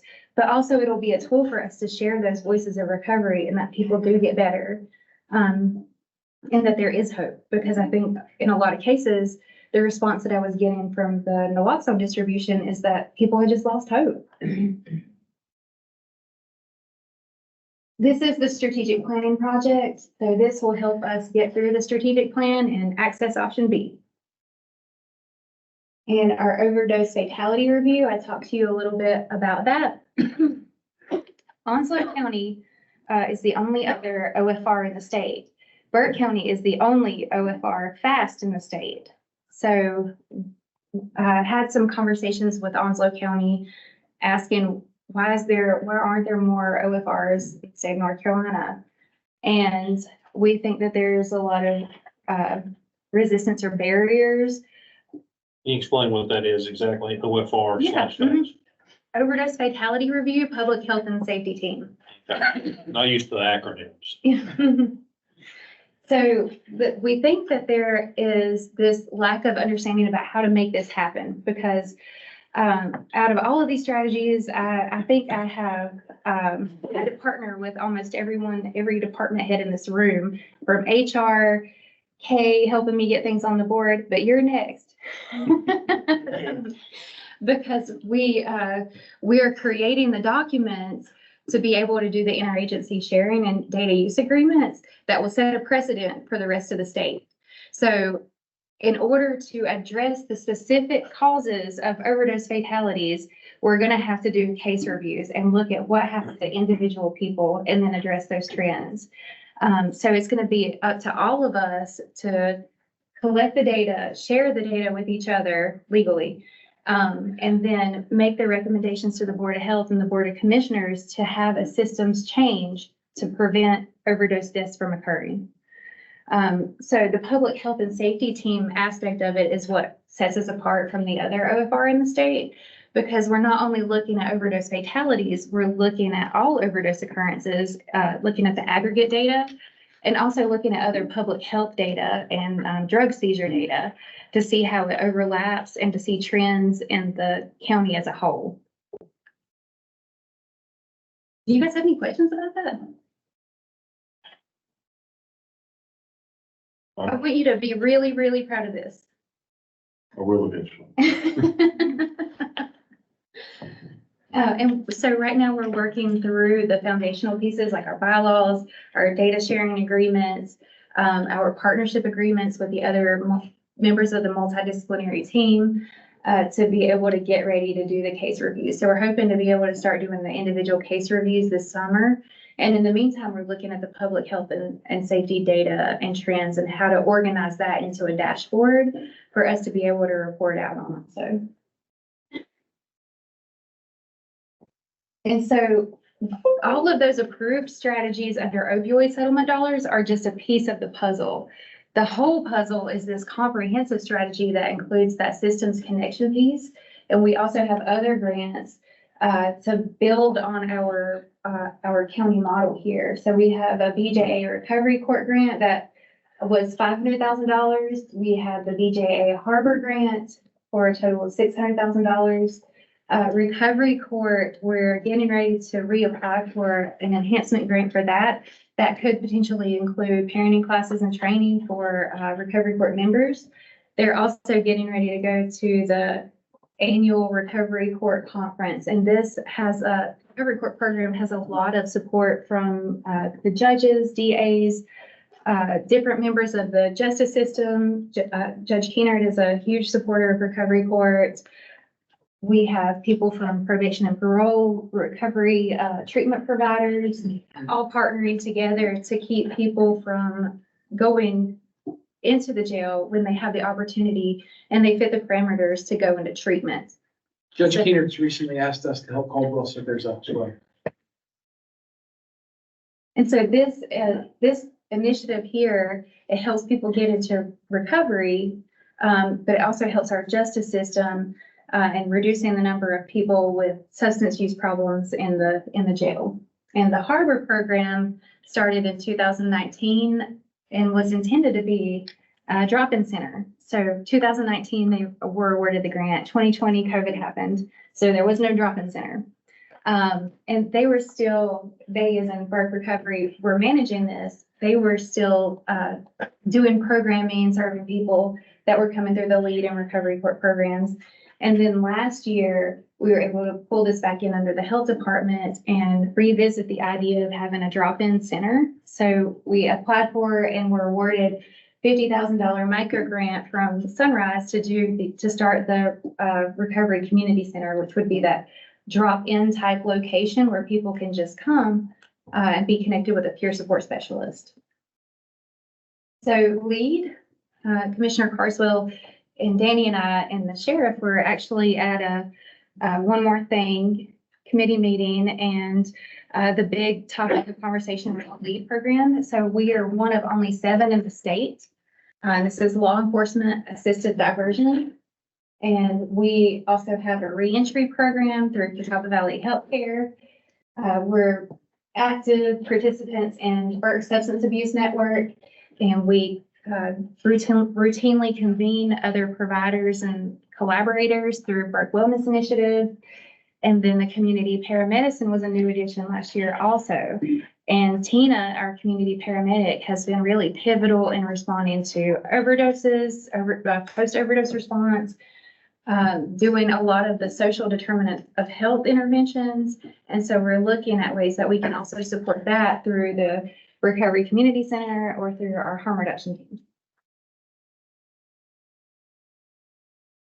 And this was the last request that we made. And so our expected fiscal year 23-24 deposits was around $3.4 million. So we've done all of that with a budget of under $400,000.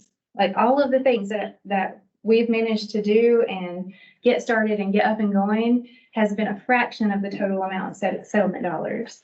So that speaks to the return on the things that you're investing in with these strategies.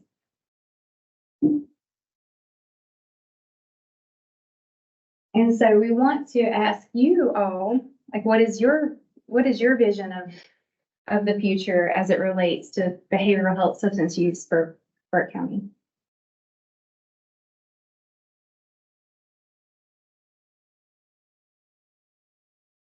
You guys can answer too. Yes, please. You know, I think you just laid a lot of it out for us. I mean, from a commissioner standpoint, when we entered into the lawsuit and we began to see the MOA come together, and then we saw it arrive here, at least in my mind, you know, I didn't see, you know, a 5-member board of commissioners in any way, shape or form being able to get to option B. It was just too expansive to require so much, as you pointed out this morning, input and collaboration with lots of people. So, it's given me a lot better insight of how we're using option A to get us to where we can use option B. And, it's certainly been informational for me because you know, really up to this point, I was kind of thinking, you know, option A is our option.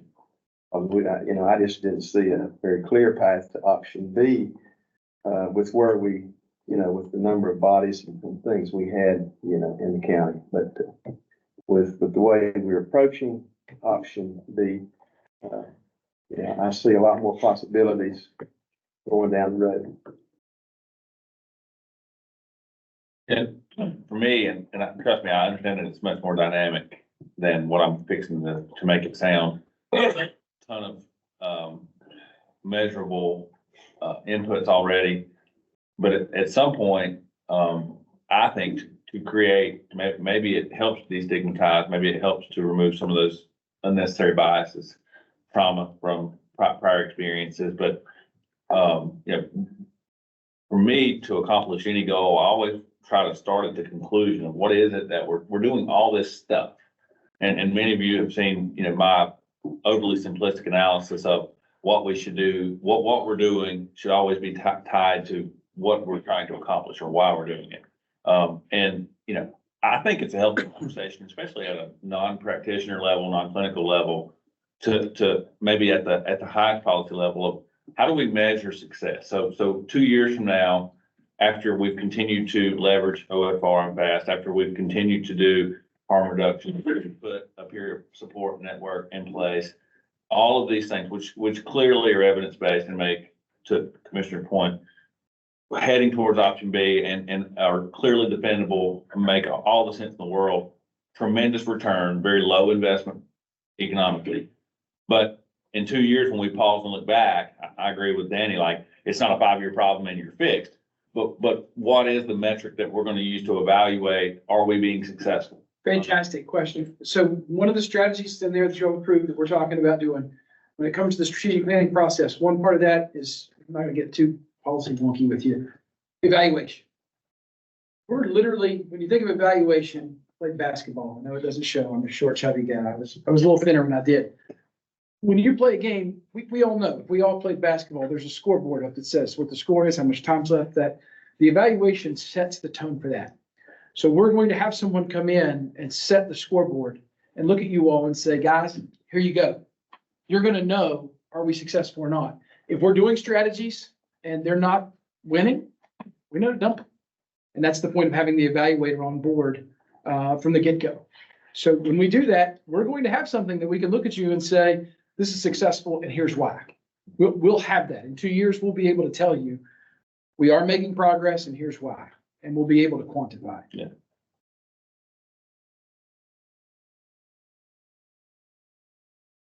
I'll just say that as I continue to try to bring my mind around this,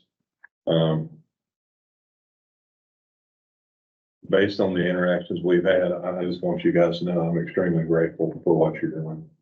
And I really look forward to what those measurables are going to be. I look forward to seeing, I look forward to seeing big changes in our county. I look forward to the day when you take the medication out to someone that the reaction is, we'll just let them die. Because that's someone's son, that's someone's mom, dad, brother, sister. It breaks my heart to think that anybody can have the attitude, just let them die. But I'm not in that place of hurt that they've obviously been in. So I guess you got to understand that side of the equation too. So.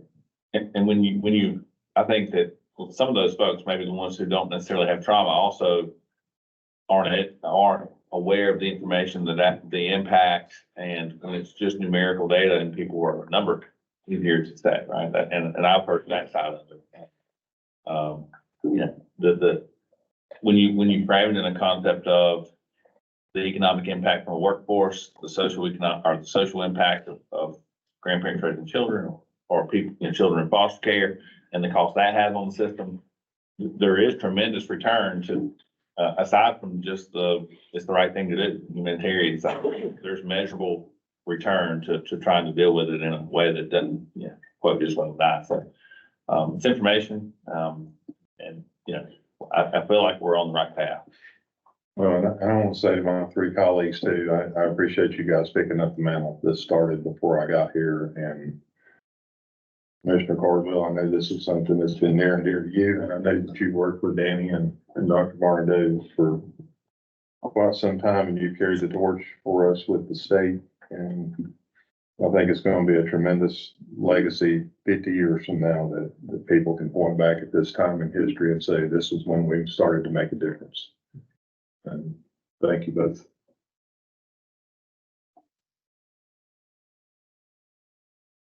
So I have been making up a website for you all. Would you like to see it? Sure. I might have to get Scott to help me.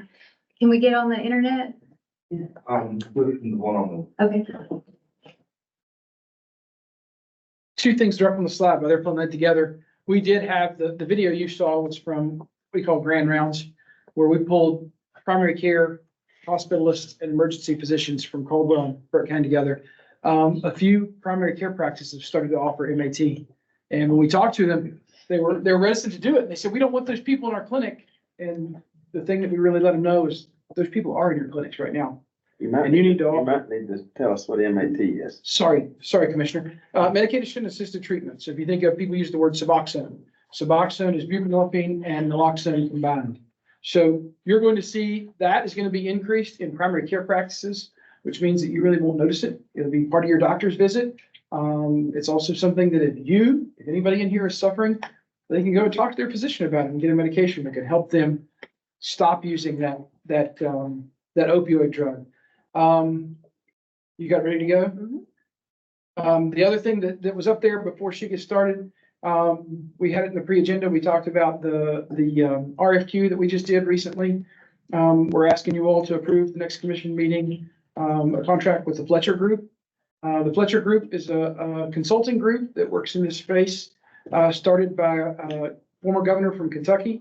Ernie was a physician, three-time governor, or three-time congressman and governor of Kentucky.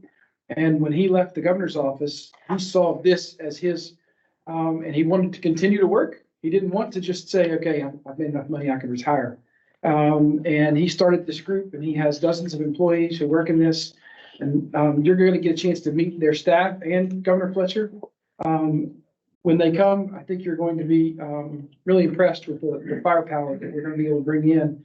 By the way, everything that Dr. Barnadeau's talked about today is either opioid settlement or grants that we've gone out and got. None of that comes from county funds.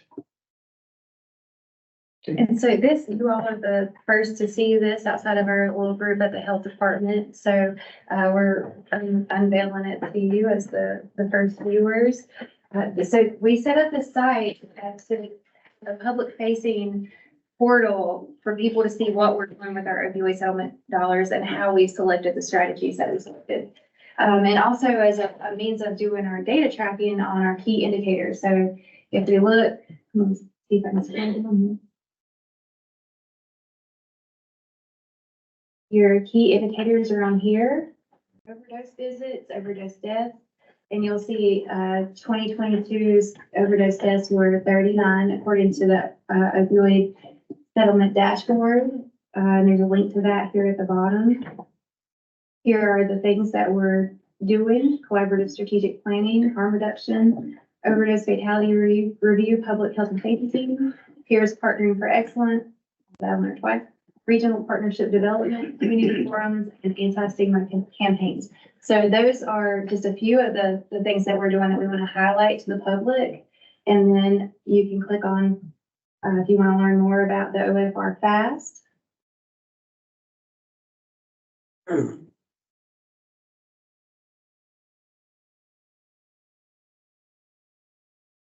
each one of those strategies, you can see.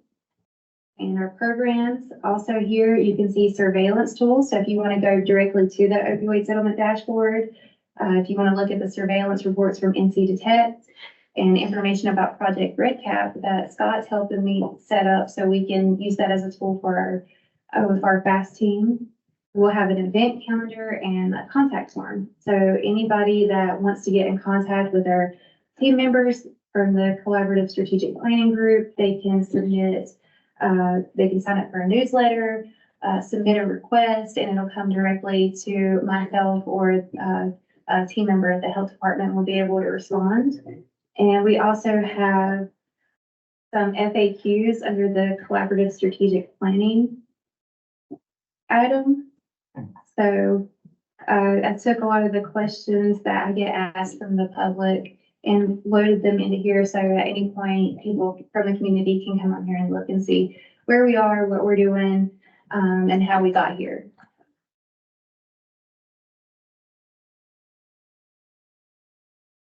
What do you think? Love it. Good. That's impressive. bcor.info, BCOR, Burke County Opioid Response.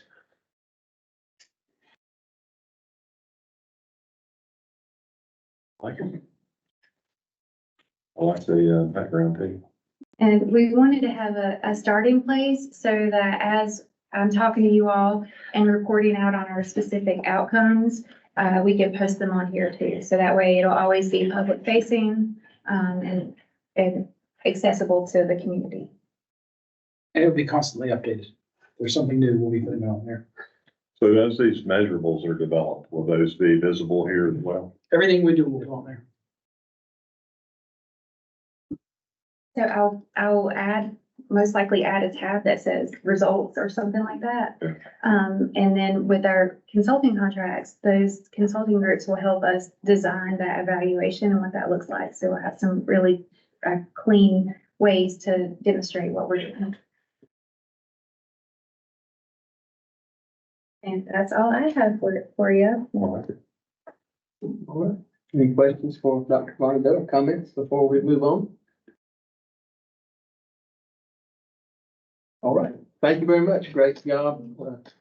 I think this, off to a great start. Just look forward to what's next. I have a feeling you're going to be seeing maybe more of me than you anticipated over the next little bit as I'm presenting to you. And our motto for this year is to over communicate. So we're really taking that to heart and pushing out as much information and awareness as we possibly can. All right, thank you very much, Danny. Thank you.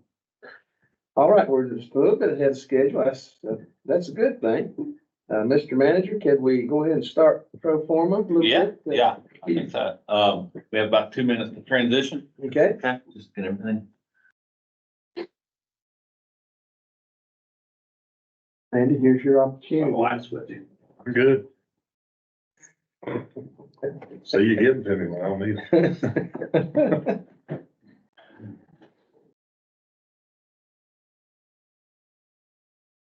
it. Sorry, just saying. Yeah, just that. Yeah, as long as you can see, okay.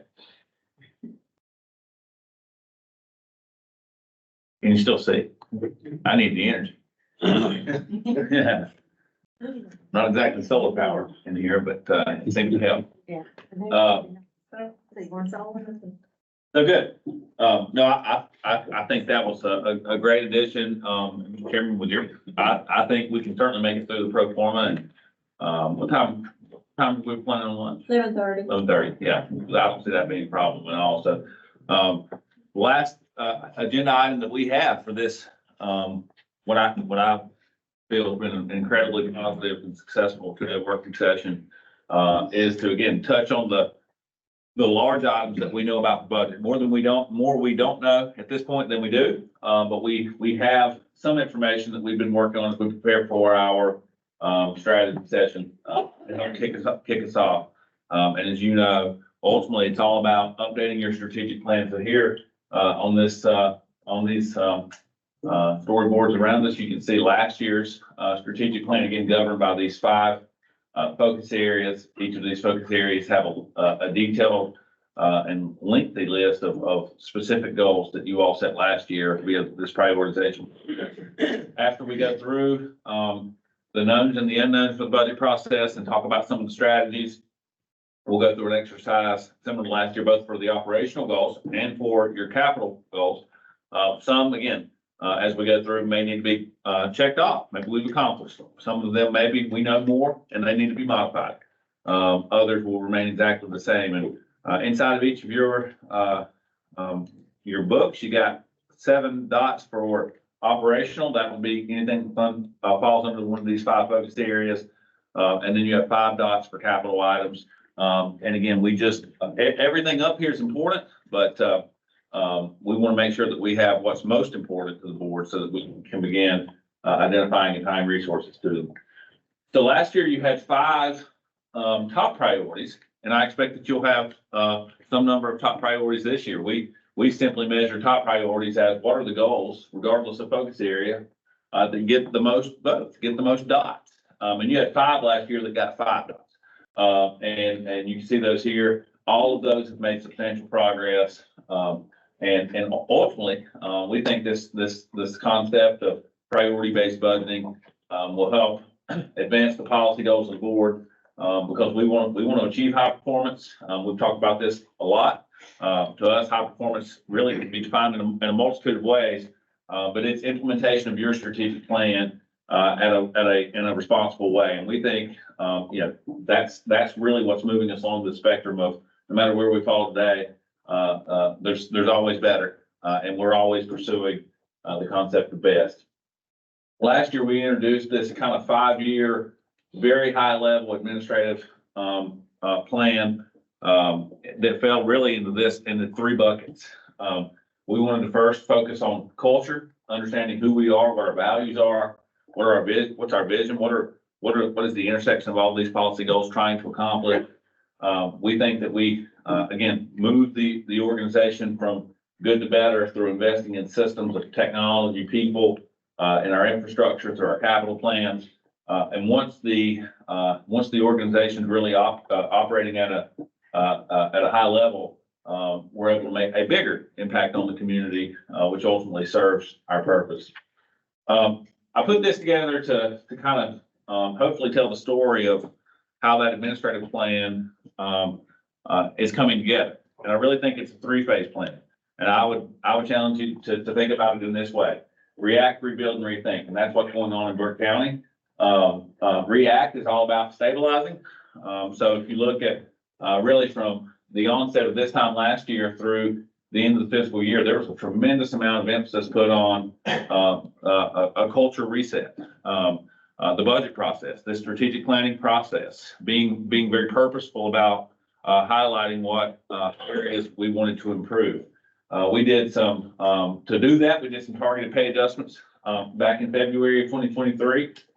We did some personnel policy modifications, things like merit pay policy, things like 401k contribution, things like travel policy, just basic things to, again, reset who we are. We started having regular department head meetings. I think, again, a pretty intense level of intentionality to saying that we're going to operate differently. And then, because of the vision of the board and the results of the budget process July 1st, I think that I can quantify and qualify that we moved into this rebuilding process where we're able to begin executing on some of the things that we had talked about, beginning to implement the strategic plan, not just talk about it, beginning to implement the capital improvement plan and get some of our capital projects that we talked about yesterday going. We started working on our pay and classification study. We started rebuilding some of our key community partnerships, and that had really been in a good place a long time, but again, prioritizing those in a very forward-facing way. And then, what I would say is our long-term goal is this system and an organization that sustains performance through innovation, rethinking how we do everything. Let's rethink on a regular basis what our goals are, based on the data, based on the needs of the community, what our long-term priorities are. Let's challenge traditional beliefs. Let's rethink service delivery models. Again, connecting our what to our why, making sure we're doing all the things that support our purpose, making sure we're not doing things that don't do that.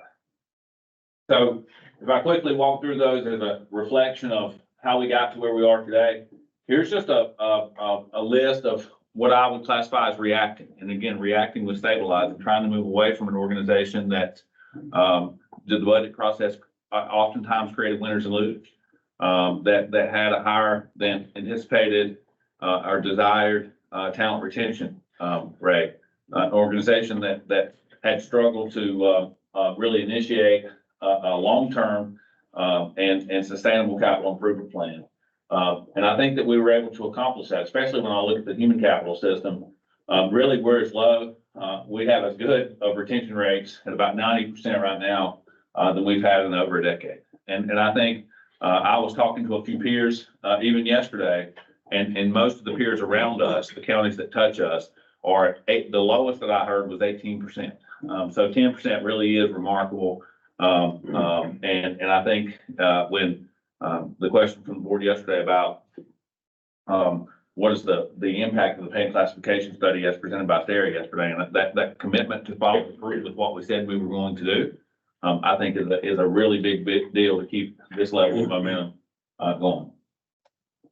This rebuild stage is I would say culturally, again, being purpose driven, talking about ODI. ODI is an acronym that stands, it's a decision-making hierarchy, but it talks about making decisions that are first best for the organization, be team first. If something's good for the organization, we believe that it'll be good for the department. And if a decision, a policy, a program is good for the department, ultimately it will be good for the people in the department or the individual. And we shouldn't make decisions upstream. We should make decisions downstream that start with organizational impact, then how it impacts the department, and then ultimately how it impacts the individual that way. And that is a cultural change. I think it's one that our leadership team has bought into. And I really didn't feel the momentum that we've, I think, began to build. Strategic plan mobilization, things like initiating a housing study, things like initiating an AIA study, a pay class study, really getting engaged and moving the broadband initiatives that the board had already began working on, but giving those things some additional legs and moving them through. We used a zero-based budgeting system to reduce our tax rate by 20% while continuing to do things like increase educational funding by 25%. All of those, I think, are what I would use to define this concept of rebuilding. And then again, moving forward, what does this rethink phase? It's going to be an elongated phase where we just redefine how and what the business model is. But again, most importantly, being purpose driven. We want to be performance based in everything that we do. We want to measure outcomes and use data to make those priority areas stick out and be the top things that we work on. And I think you'll see that when we go around and review your last year's strategic plan. Most of the time that staff worked on specific areas, it was directly tied to what you guys prioritized last year. The next component of rethink, and we'll talk about this momentarily in the budget Proforma too. We want to highlight what I call budget reengineering. That's how do we work smarter? How do we work smarter? Working smarter reduces cost. Working smarter makes us faster. Working smarter asks questions like, should we be doing that? It asks questions of, should that be insourced or outsourced? And really, again, if you think about the mechanical infrastructure of our budget, how do we re-engineer that on a routine basis to expand our resources and make the biggest impact we possibly can? Again, and then lastly, being team centric and focusing on good, better, and best, meaning never being settled, never being satisfied. So again, as we kick it off, I always try to start with, what do we know? What are the high level things that we know? And then we can drill down into that. And I think those fall into really two compartments. The first one would be things that positively impact our budgeting process. Maybe they add new revenue, maybe it reduces cost. And there's also another side that's a compartment of challenges. Challenges doesn't mean bad. Opportunity doesn't always mean good. Challenges always doesn't mean bad. I think very often we associate easy and good, hard and bad as synonymous, and they're not. They're just things that impact your budget flexibility and your spending plan, your operational plan in differing ways. So the first thing, I'll start on the opportunistic side. We've had some incremental tax base growth, and I'll show you that in just a moment. Outside of a revaluation year, and I'll remind everybody that real property, which is the largest proportionate share of our total tax base, only changes during a revaluation period. So when we look historically at Burke County, that really leaves motor vehicles, personal property, and state board valuations. And historically, those only average about a 2.5% growth each year, right?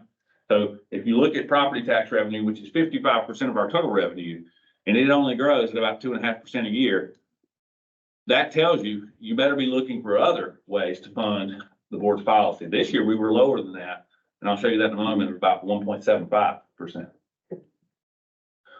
We do have stabilized equity. Anytime you, again, you all have seen, the board's seen, the optic that I put up that shows the intersection of preparedness and opportunity. And that's when you really start to get some momentum, get some things done. The intentionality to building fund balance and stabilizing your equity, some of the debt metrics that we looked at yesterday, that really puts us in a position to continue to be aggressive in the implementation of your policy goals. Our tax rate has continued to increase. We've had really good performance through Q1 and Q2 of this year. That's both on the enterprise fund and on the general fund side. We've done that through some pretty sophisticated managed spend policies and some what I would call stabilized capital planning. But that performance, again, sets us up for a good back half of the year, finishing strong financially, and should give us confidence as we move into the 24-25 year. Where I'll spend most of my time is on, we have 5 functional reengineering strategies. We've talked a lot about bringing EMS billing in-house. That does 2 things. It gives us cost avoidance because we're not paying a contract last year that was about $350,000. But it also, I think, allows us to focus on increasing our collection rate. And ultimately that will, between cost avoidance and increased revenue, give us more budget flexibility. We're exploring some changes to our pharmacy formulary. Hasn't been changed in more than a decade. One of the things that I noticed when I first got here was that of our total roughly $8 million self-insured, self-funded employee wellness fund, 41% was being spent on pharmaceuticals. And that is high. Most plans would be in the 27, 28, 29% range. And when you're doing that on an $8 million plan, it's a pretty big number. So we've approached Blue Cross Blue Shield over the last 5 or 6 months, who's our third-party administrator, and I would say did some pretty intense negotiations. At our very first meeting, when we said, we think we can do this better ourselves and without you, they said, we think we can reduce it 25%. First meeting. To this point, we think we can reduce that cost by $1 million heading into next year's budget. We've also re-engineered, we talked a lot about it yesterday, our business center, our enterprise fund business envelopes. We think that that'll produce some significant budget flexibility, primarily because when those funds aren't losing money, the general fund doesn't have to fill the gap. And that's what gives us the flexibility we need in the general fund. We've got a couple strategies to maximize revenue in our human services function. We're continuing to work on that. But that's the largest part of our budget, and only a fractional change there makes a really big impact. And it'll be the first year where sales tax isn't overly restricted, and we can use that in a way that really propels our budget. I mentioned this yesterday too, also because we have stopped the hemorrhaging of turnover and beginning to retain some of our own talent. We think next year our overtime and part-time cost is going to be down about $300,000. So that's a big impact on our budget. Now, on the things that we know that may be a challenge, we have an ambitious and robust capital improvement plan, and capital cost escalation on the cost index is up 38% this year over the last 12 months. the buildings that we're building that we know are critical need, animal services and, the EMS base. And again, I think that they'll, two things I'd say. I think that when we go to a competitive bidding process, it likely will be better. But the cost estimates from looking at similar projects in the market and in the region, have that at more than $450 a square foot, which is absolutely incredible. Hard to wrap your head around. I've been part of a jail and a courthouse planning that was less than that, and there is no more expensive building. Clinical hospital space is less than that historically. So it's really, really, really a challenge, especially when you've been as ambitious as we have. We're in a good spot. As I told you yesterday, both of those projects, as well as all the other ones that we've started, are on time and under budget. So I don't have any concern about the ability to execute, but we have to pay attention because that is really expensive asset implementation. We talked yesterday about public safety. We have some public safety needs improvement. And I think that's something that our community depends on us. It's not, the private market doesn't offer these services. Either we do it well or it's not done. Employee compensation, not a bad thing. Again, challenge, it doesn't mean bad. But when 1% is about $320,000, to do a 1% increase in pay, it's just expensive. It consumes resources. The pay and classification study that was presented to you all yesterday, the market analysis was done in September 2023. So even if the board chooses to implement option 3, there likely needs to be something on top of that because the data is dated 9 months. And we know every county around us, July 1st, is likely going to do something. So if we implement it today, even at a lead market approach, we should expect, unless we do something else, to be not lead market. So that's just something we should think through. Education funding, we started last year, 25% increase, but we still have some work to do there. When you look at the other roughly 115 LEAs, local education authorities in North Carolina, we don't want to lose that momentum. Mr. Manager, Yes. do we have any idea of the impact on low well funding that had for them at this point, or is that? So our increase did not impact their low wealth funding. Okay. What impacted low wealth funding last year, and it cost us about $1.2 million in the budget we're in, was revaluation. That was the primary impact. But we've reset that. We had to do a mandatory required revaluation. We had our sales ratio back up to 97%, not all the way to 100, as you all seen. So I expect most of that to recover this year. Well, funding effort is part of the equation, right? It is, yes, it is, yep. We were so far behind, that part did not have a big, it is an enormous equation that comes out of DPI. If you would imagine an Excel sheet that goes A through Z, this formula goes through like triple Z. So there's inputs that are just crazy, but we spent a lot of time with Keith and Dr. Swan back in June and July, going through every sale over and over and over. Commissioner Carswell had us with the folks at the association going through it, and more so than anything else, the sales ratio impacted it because it was 69%. And now that that's recovered, that low wealth funding should come back. Now, moving to a tier 2 county is also going to take some back. So we're going to get some back on the sales ratio and give some back on the tier advancement. But all in all, I still feel pretty confident to say they're going to rebound nicely on the low wealth side. We also have an increased cost of doing business, meaning if we change nothing, if we rolled everything over flat, next year it's going to cost more. I'll give you an example. The North Carolina Treasurer's Office is increasing the pension contribution 1.25%. We have no choice about that. That cost us $400,000. So just to continue to be compliant with state law and to fund the North Carolina pension system, which, by the way, is funded at 98%. So while we have to continue to increase rates, is a head scratcher. I think the actuarial assumptions that are in that could be challenged. I've tried to challenge it before and I have not been successful, but the cost to our budget will be $400,000 next year. We know that. And then lastly, risk management. I'll start with employee wellness, and I have a little bit more detail on each of these things. I'll buzz through it. But we've seen an increase in property liability and workers' comp. Last year, heading into the 22-23 budget, we had a 10% increase in employee wellness costs.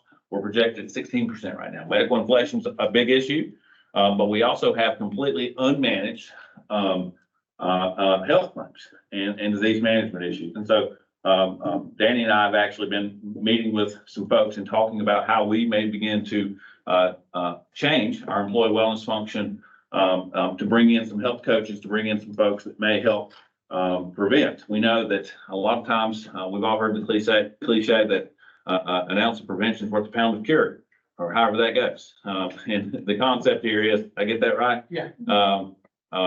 We know for every dollar we invest in prevention, we save $5 to $6 in claims. And that's the concept. We have a tremendous diabetic issue in our employee base.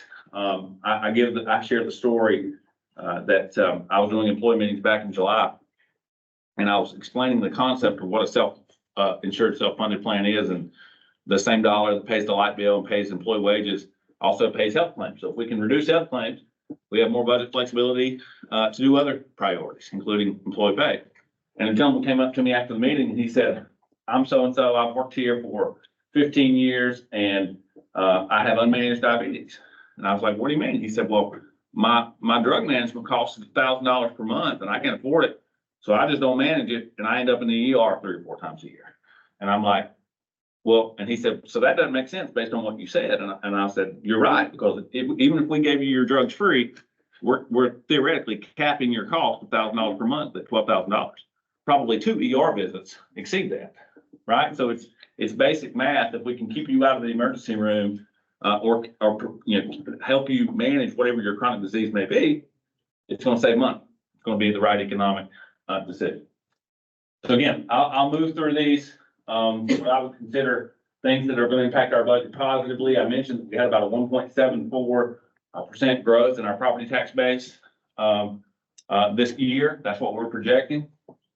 Obviously, personal listing deadline isn't here. That's April 15th, and there's going to be some appeals. There'll also be some discoveries, but on a roughly $11 billion base, those won't make a huge impact. So we're projecting about $975,000 of additional property tax revenue moving into next year.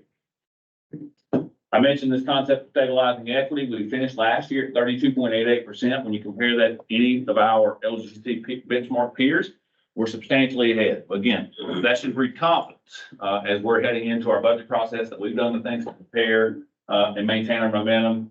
I also mentioned our collection rate. John and his team continue to increase that every year, which again, should give us confidence to be aggressive as we're heading into the budget. This Q1, Q2 performance, the blue bar there is our revenue for Q1, Q2.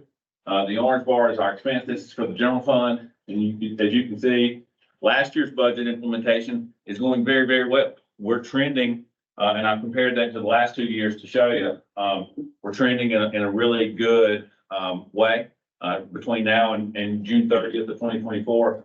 I have confidence that the budget that we're operating in will set us up to be successful. I'll spend a little bit more time on this slide because I think it's the most important. And here's what I would say. Without budget reengineering this year, we would have $975,000 of available new resources.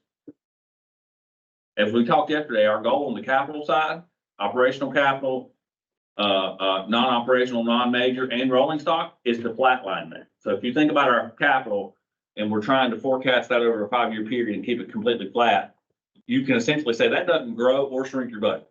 We're going to meet our capital needs by flatlining it. So the additional priorities, the additional cost, the additional policies that this board wants to implement will in some ways come from either new revenue or reduction of cost from prior year.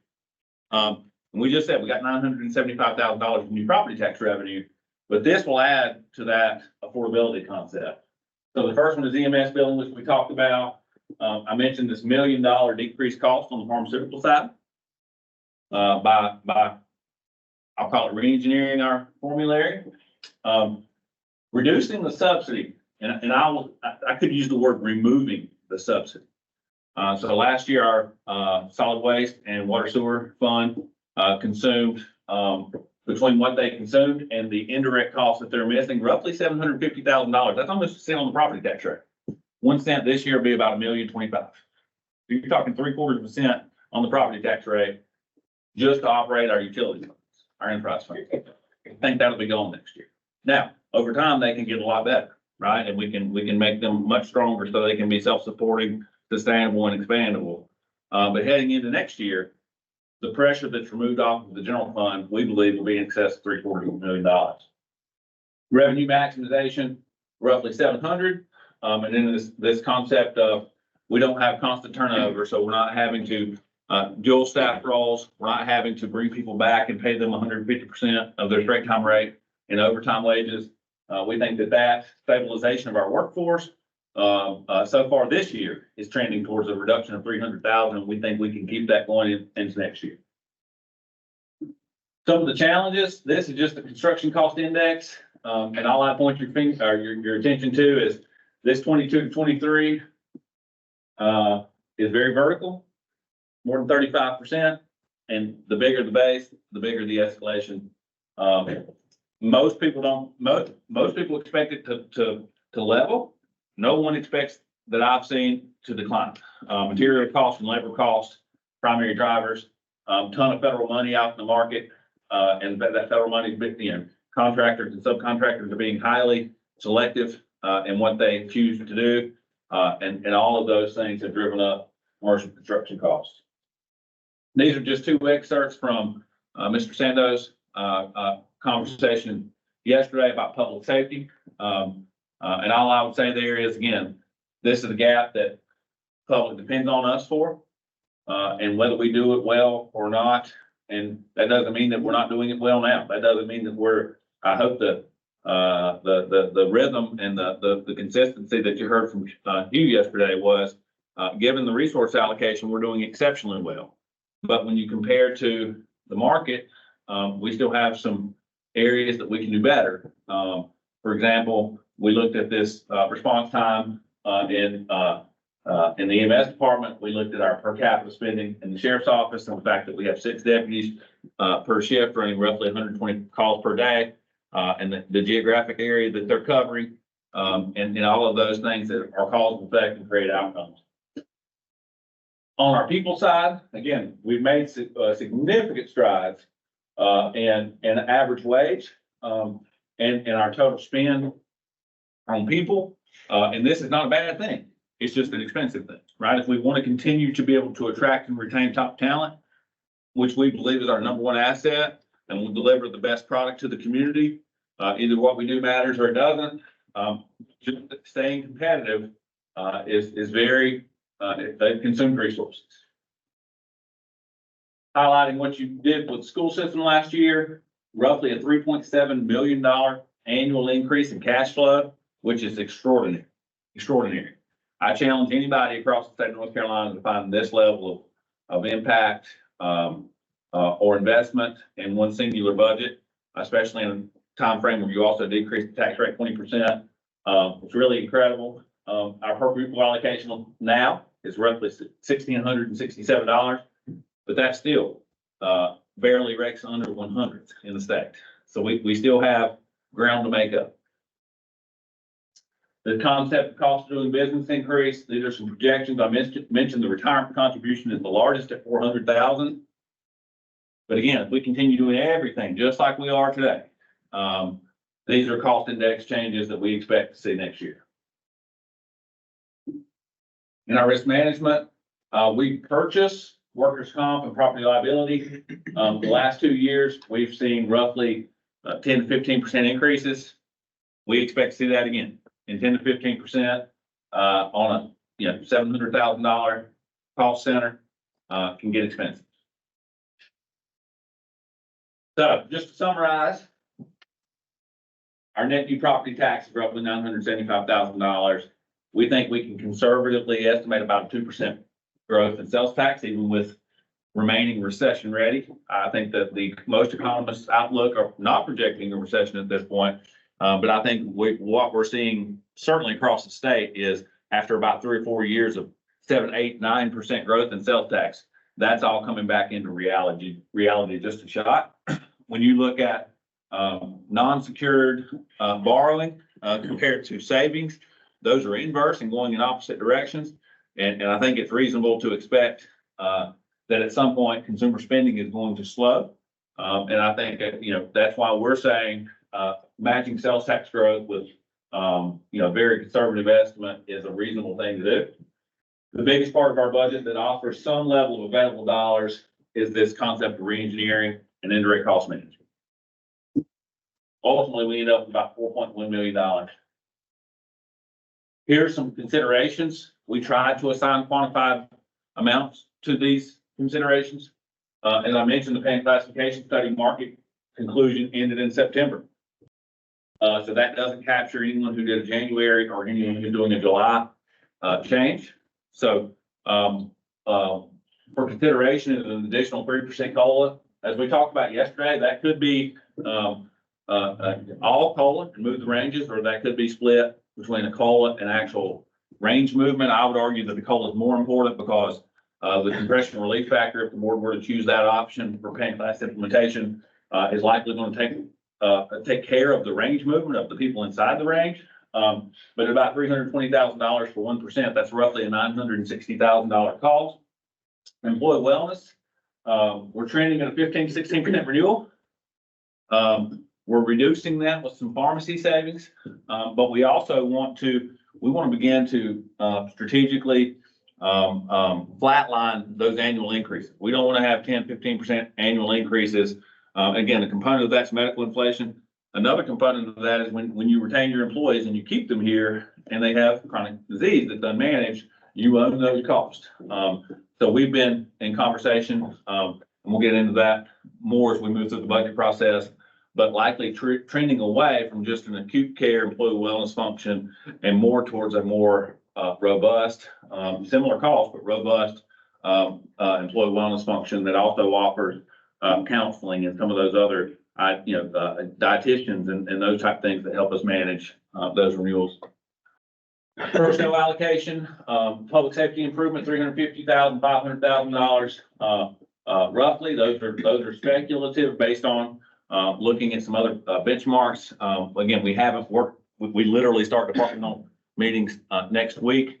But when we do our staffing analytics around the organization, there are simply areas that the supply does not meet the demand. And so we're trying to set aside some funding to make sure that those allocations can be met in the highest priority. I'll tell you, that's roughly 5 folks at a $50,000 wage loaded for benefits. So 5 FTEs across the organization are, maybe possible based on analytics and areas of highest need and what the board of commissioners prioritize. But we want to make sure that we're allocating resources to begin to offset that. Public education funding, $250,000 is not going to make a significant difference, but it does maintain momentum. I've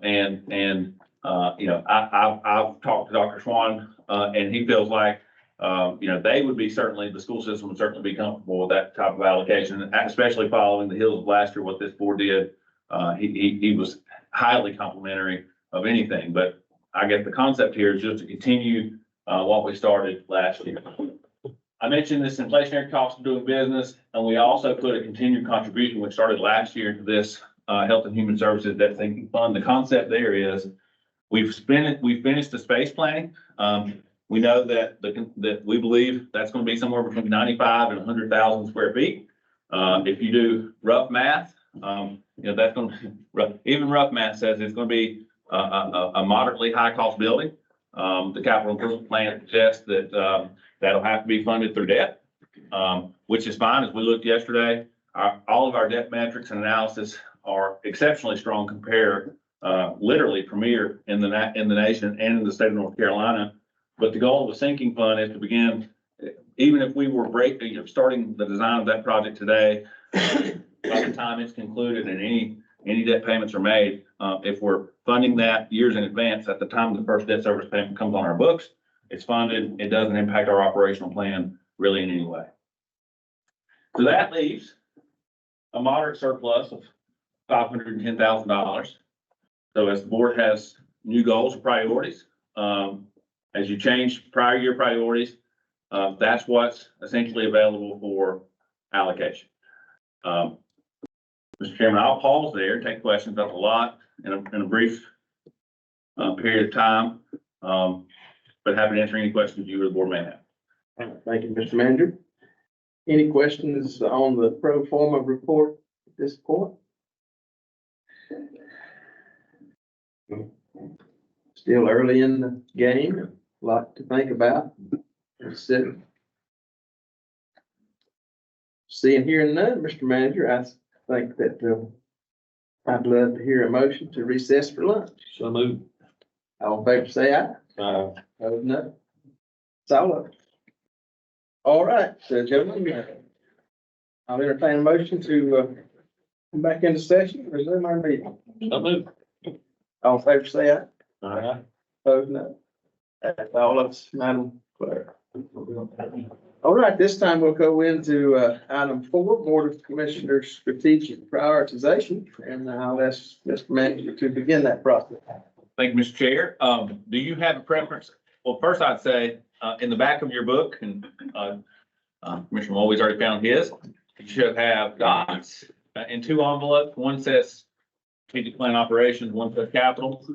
Should be 7 operational dots, and 5 capital. And, we just want to systematically work our way around. We can start with capital or ops, whichever you prefer. And again, review the list, check off things that are complete or need to be modified and add new ideas. And then from there, you all have the opportunity to go around and spend your dots. It may be helpful for the capital side of this. Let's see. Can I have his dots? Yeah, you're welcome to trade and barter. Anybody have Roman? He was just at capital, PowerPoint up here. Yeah, we pull that up and put it on the slide that has the outcome from the facility assessment, the score. Sure. Oh, Ms. K is retrieving a tool, imagine, giving out more dots in favor of Stops when I walk. positive performance evaluation. You have dots right away? Yeah, Yeah. have no buttons. I like mine at the house. Let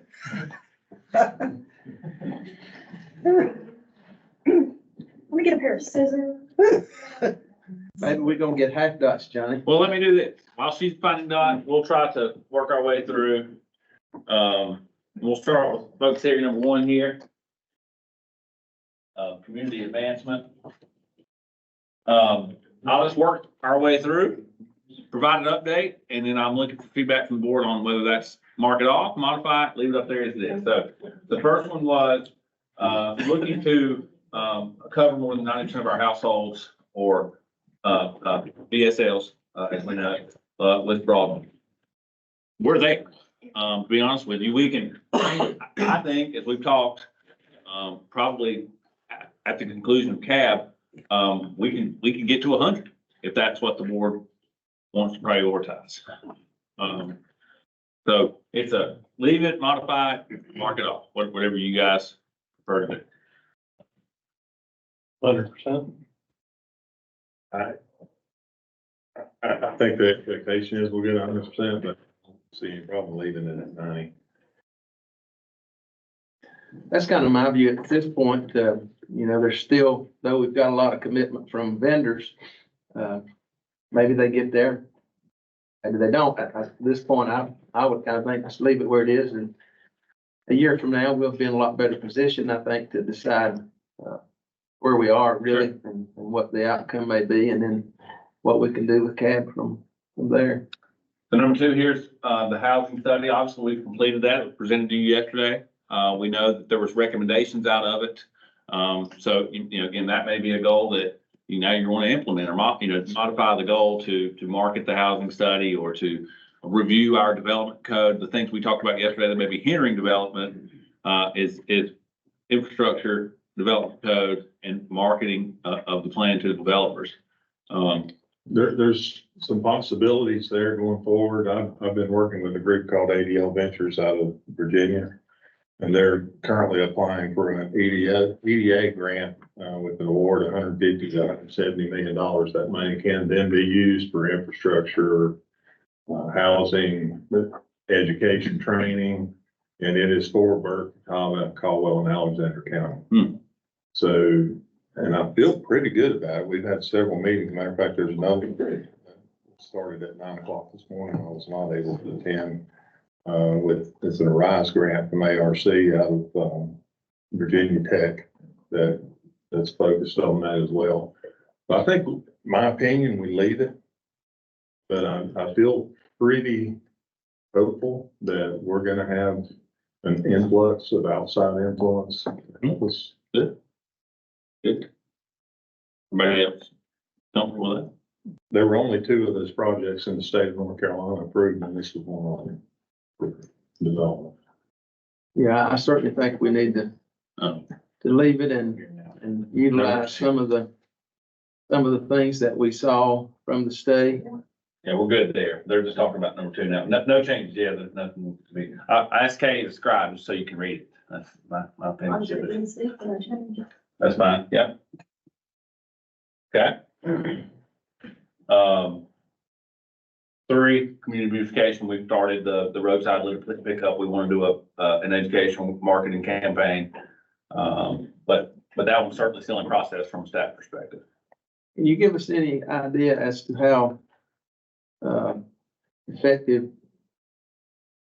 I mean, I know we pick up trash, but how's the response from the community? Are we getting folks? Quite a bit, actually. I'd say 4 or 5 a week. And so our website has the place where people can go fill out a location. We also get phone calls for folks who don't want to do that.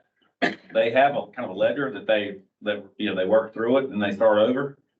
For example, near our convenience sites, near landfill, some of those areas seem to repopulate, if you will.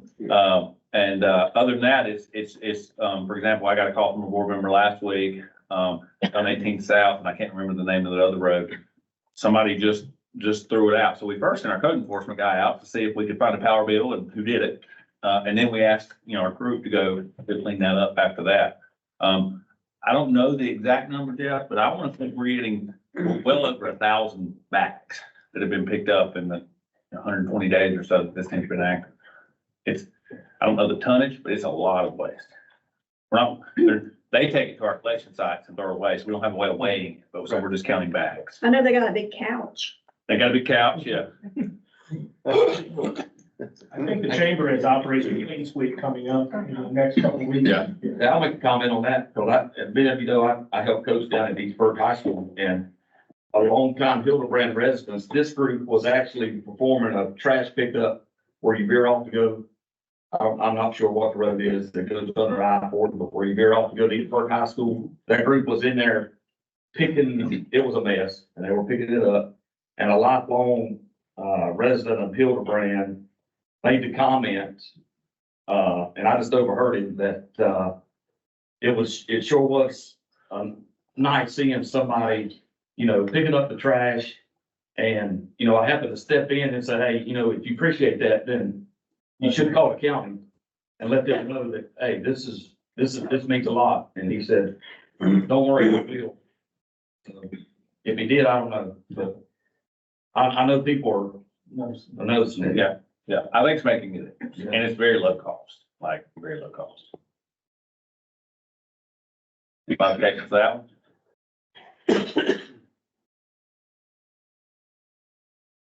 Okay. AIA study, future expansion. Again, I think the analysis is ongoing in a year. That's going to be just a long-term, if we stay committed to it, a long-term goal.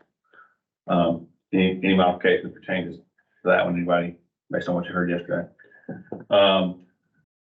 Parks and Rec support, increasing community boards and committees, and modernizing land use and zoning administration. Any major changes on any of that? And if not, any goals that you want to add to community events? Any new goals? Any new priorities?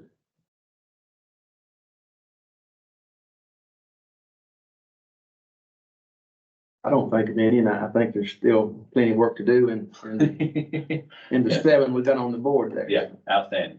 I think all 7 had some movement this year, which is reassuring, and mattered, but, good.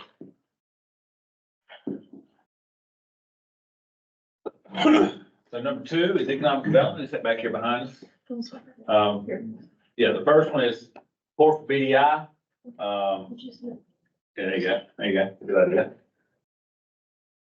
I'll let you guys just look over this one. There's a little bit fewer goals here. Any that you see you'd want to modify or change or take off? You'll have to tell me what most of them are. Okay. Number one is enhanced support for Burke County Incorporated, including product development, talent development, and marketing. That's, that's something I think, so we did increase their support this year. We participated with them in an economic development feasibility study. So I think we've made some movement, but that's a broader goal that certainly has a tendency to be more elongated. Goal 2 was economic impact, future partnership with Hickory Regional. As you know, we started this year a new memorandum of agreement, and there's new hangar projects going on out there. That was part of this goal. And those are essentially done. We expect them to be full of high valued. The goal, they're targeting planes over $1 million. So all of that will increase our personal property tax rate. Workforce development strategies. Number 3, further development of infrastructure inside the business park. We didn't make a lot of movement there this year. Mega site classification, enhanced partnerships with EDP and C. And then public policy for that present Burke County as business friendly. Yeah, as I read every one of these, I think, how do we measure that? Or how do we, Well, this, how do we show? And what I'm getting at is like business friendly public policy and innovative support for existing business and industry. I don't know that we have an effective pipeline to tell that story and to have the community engaged. One of the things I thought about it, and I hate to keep going back to my prior life, but when we hired a PIO at the school system, that was a game changer for us. And, you know, as I look around all of these initiatives, I really think that we would benefit, particularly in the area of 6 there, and really all of them, if we had someone who was focused on telling those stories and gathering that community input and. yeah, Often those stories are told within BDI. They do a lot of workforce in this area all the time, but often, we don't get that word out enough, I don't think. Yeah, I think that's my point, exactly. there are small measurable examples when we are, a flow through for a building reuse grant, or we help, facilitate a workforce training and some of that goes through, the county. So I don't know that it's anything that's transformational or singular in itself, but, when an existing industry wants to expand and you work with them to connect with NC Commerce or to get a JD, or, when, they need utility infrastructure that they don't yet have, those type things. I think about some of the workforce training things that Alan's doing and has that industrial group that's part of that. To me, that's support for existing industry. And for expansion, friendly policy would be, how aggressive are you in your recruitment? What's your inducement policy look like? Do we even know what our inducement policy looks like? That's the kind of concepts that, you should have no different than you have a recruitment policy for talent. You should have a recruitment policy called an inducement policy for industry recruitment that talks about what type of incentives you can offer and those type things. So to me, that's what number 6 is about. What can we do to make sure when we get the opportunity, we can leverage it? But I guess what I'm saying is I could see that added on one of these blank lines to just every one of these. I'm talking every chart. To me, it would just be a step forward from us and To have, which, to have a PIO, somebody who is focused on. Community engagement. yeah, that may be a new goal for community advancement.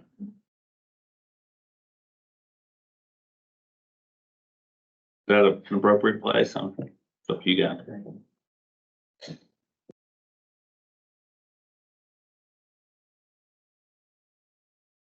I understand it touches all 5. I get it. It touches everything, and, I think our media sources do a great job of telling the story. But if they had a source of information, I don't know exactly how I'm trying to explain it. It's just, we need to do a better job telling the story. Okay. Brian, on number 4, the leverage infrastructure for the Burke Business Park. Yes. I hope we, as you move forward, that we don't forget about the, buildings we like to build up there. Couldn't agree more. Outside. So go back, this is how the goals tie together. We did participate and fund an economic feasibility study, through BDI this year with, innovation, economic development, and you all know that. And, you know, it 100% suggested that there be, building development, product development on that site, on those pre-graded pads. Buildings, if not more. That's right. Yeah. That's right. And here's another example that, you know, even right now, we've got infrastructure going in there that, you know, we know about, but yet most folks probably don't realize. Sure, right, well said. Back to Commissioner Carswell's point, though, I mean, you know, you can leave it as is, business-friendly public policy, that could include industrial spec buildings. Or you could be more specific and say, we want to start a shell building program in Burke County. I think we need to be more specific on that and have the shell buildings as a priority in a way. We've talked about it for a number of years, but all the time that we start taking advantage of money that could be available through the General Assembly, some of the good money.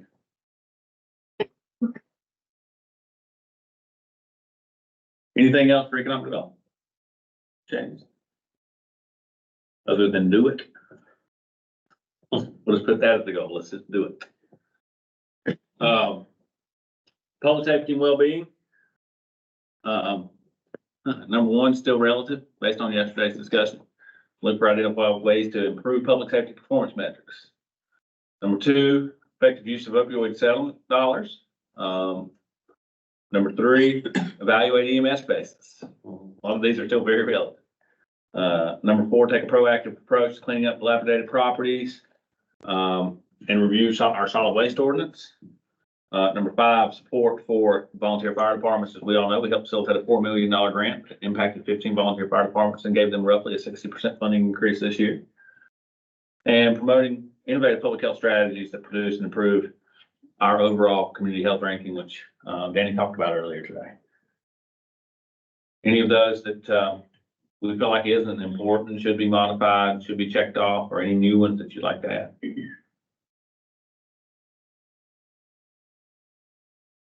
I'm just gonna say, we must have done a darn good job last year. You did do good stuff. You sure did. Crickets on, change. Well, we probably got a lot to say, but You know, there again, all those, you know, we've made progress, but yet there's still plenty of work to do in every one of those items. Yes. Yes. I don't see any to take away. Offhand, I'm not sure that I see any new ones. I see a lot of work yet to be done on the list. yeah, especially like number 4, take a proactive approach to cleaning up dilapidated properties. We don't even know what strategy we have for that yet. It's just a ongoing measure that really needs to be taken a look at for the future. All right. Focus area 4, get as close as I can. Number one is, implementation of a comprehensive capital improvement plan based on our facility master plan. And we pulled up that scoring sheet back here, by the way. Number two, adoption of a minimum fund balance policy of 25%. You did that last year, so you maintain, maintain, minimum fund balance policy. 25% available funding. That's all, I think, always a big part of fiscal stewardship. Lean principles focusing on reengineering, that create budget flexibility. I hope this year's budget, Proforma, where we, 75% of every dollar we have to prioritize is coming through budget reengineering. I hope that demonstrates that. Develop industry best financial practices and policies. We've done that. So again, maybe that changes to, operate inside those parameters or we could wordsmith that, but we did do debt service to expenditures and all of the general policies around debt management that you would expect to see. Cost savings with Burke County Municipal Solid Waste. We've talked about that. We've done if you recall, we did the as-is analysis of what if we managed our own waste versus running that through a transfer station and contract, and we think over 10 years, that could generate $30+ million in cost avoidance. We haven't gone beyond that at this point, clearly, but we have kind of evaluated it. ARPA funding, if you'll recall, is a program for these one-time expenditures that are on that board called capital improvement. Business model review for our enterprise funds. We're working on that really hard. And in consideration for Article 46 sales tax, which is the additional 0.25%. And I would remind you, every county around you already has that. We talked about that last year. It's an unrestricted sales tax that would generate about $2.5 million annually recurring to be used at the board's discretion. What I like to tell people is, if you don't want to pay it, no problem, but you may not shop anywhere other than Burke County. As long as you all your shopping inside our parameters, you don't have to pay the additional 0.25%. Anything we want to update or change, modify, add to here? I know it's hard to see.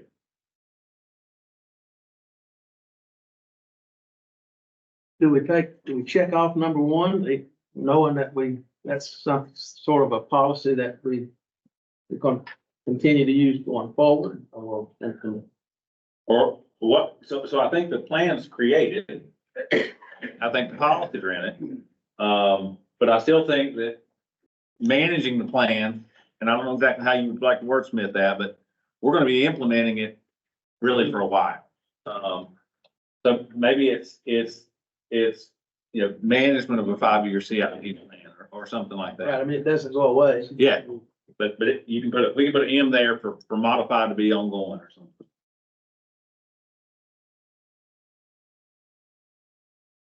Do we check off number two, or do we continue? You've adopted it, so that's 100% checked off. But I would encourage you to maintain the policy of staying above 25%. So maybe that is instead of adopt a minimum fund balance, it's maintain a minimum fund balance. Again, just for local government commission, Moody's, S&P, those folks, they want to see those.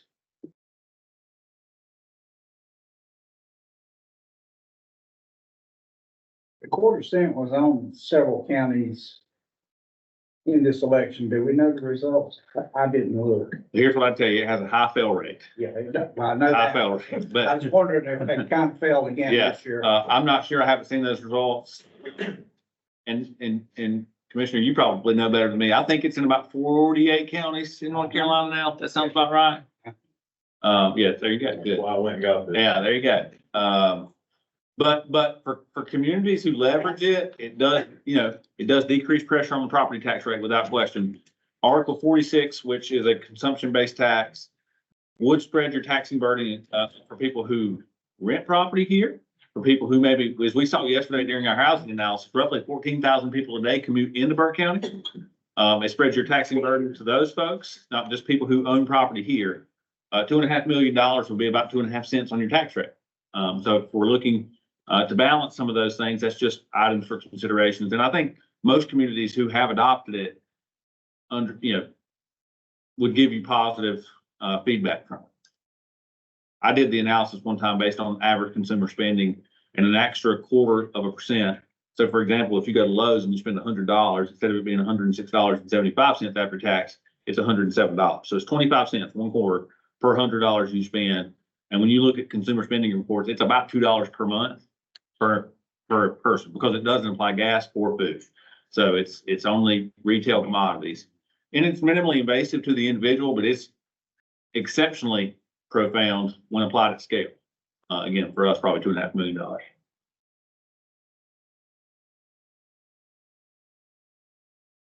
Anything else?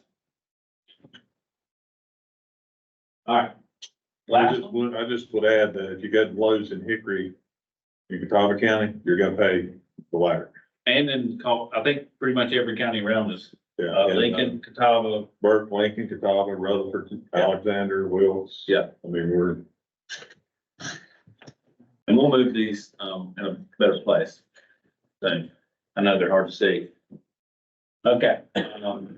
Focus area 5, being an employer of choice. Number 1, comprehensive pay and classification study to include job descriptions, market-based wages. Obviously, the plan is completed and presented to you. I suppose what we would be looking for here from staff is what is the method of implementation that the board wants to endorse? You had the three options presented by Baker Tilly yesterday. As a reminder, you had the minimal act movement, the medium, if you will, and then the full implementation and what catch up. So the goal may be adjusted to say now that the plan's drafted, implement X of the pay and classification plan.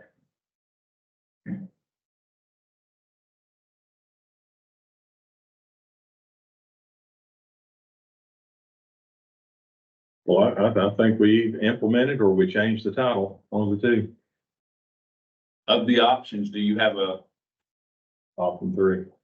Mr. Burns is saying option 3, which is move everyone to the minimum or 2%, whichever's greater, plus the compression relief factor of 0.5% for every year in their job. And that's what I'm calling the catch us up now. There's no silver bullet option, after decades of, inconsistencies, but it is the closest option we have, I would say. Decades of not caring. You say differently than I do. Yes, sir, I can say that.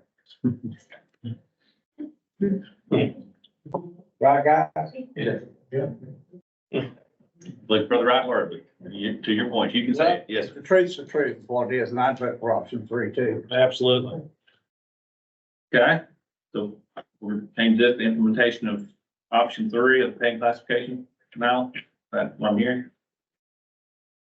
You want to trade places? I'm sorry. Or can I bring this around later to you? Third, Bill? Okay. Guess implement option 3 of. Decades of kicking the can down the road and taking out a fund balance instead of what was right. I'm done. Keep going. You're on it. I'm in a really bad news. Feel kind of weird sitting here, not knowing there's not much I can do, you know. No, you've done a lot. You've done. Number 2 here is pursue substantial equivalency. We have finalized our draft policy. We hope to bring those to the board, and hopefully within the next meeting or two. We haven't achieved it yet, so I would say the goal stays the same. It'll have to go through OSHR. As a reminder, substantial equivalency is us updating our personnel policy to be equivalent to that of the state, so that social services and public health, which is about 38% of our total workforce, falls under the same rules as everyone else. Great example of why that's important. 2 months ago, you guys improved a grant funded position through the Harbor Grant that Katie talked about this morning. You got to recall that. The Harbor Grant expires in September. The grant position still hasn't been funded or approved in Raleigh.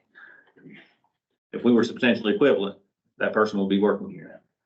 I want to go back to number 1 for just a Yeah. second and clarify the fact that we did set aside a contingency to accomplish Yeah, this that's correct. year. That's correct. So it's not taking away from the $510,000 that we have. No, it's fully funded. Any option you I just want choose. to make sure everybody understood that. We call that a pay and classification reserve, and those resources are set aside specifically for this study. That's right. Yes, sir. It was $3 million. 3 million. Yeah. And the option you chose is about 2.8. Yeah. 2.815, something like that.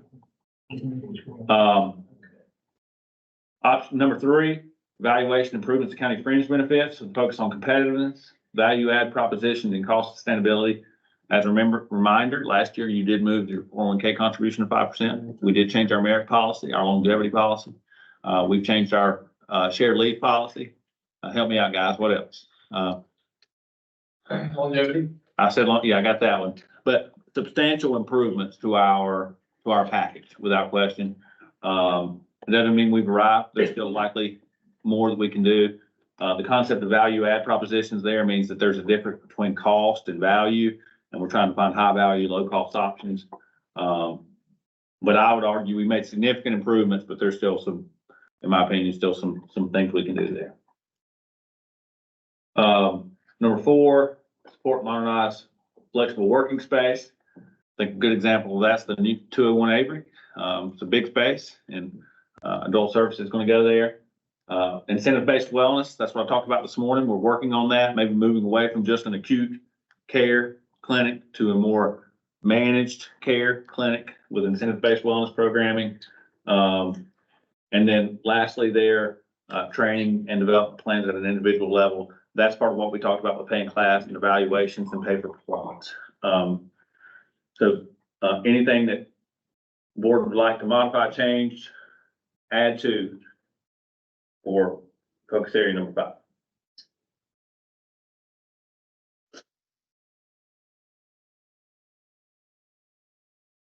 I think we continue to evaluate it and see what's. I'm gonna slowly make my way, hobble my way over to your capital items.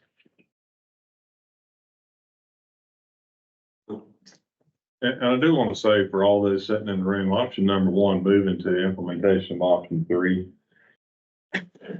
The cost avoidance that what we're gonna gain by not having turnover, what we're gonna gain by having employee loyalty is gonna far, in my opinion, outweigh the cost. I mean, we've already seen a reduction of 30% down to around 10%. I just will move the mark on that again. Yeah, we're industry leading right now. So phase 1 and phase 2, well, phase 1, we're expecting an April delivery date. Phase 2, is the, what's the name of the firm, Alan? Phase 2, Equinox firm. And we're thinking December timeframe for their first analysis to be complete, but it's funded and underway. I think we're at this point in March, early April delivery. We talked about animal services and EMS phase 1, yesterday. This is the NQ. We've completed the space planning. We've talked about base planning here, courthouse improvements you had an update on yesterday. Some of these others are just, at this point, unfunded priorities. And I put a board right in the way, I apologize. But that is the intended to be the outcomes from your facility study in 2020, just to give you some ideas of your other facilities. I'll let those, thank you so much, Gary. Any that I think when you start prioritizing which ones you don't have to prioritize because they're already almost done, but any new projects that the board wants to add to this list?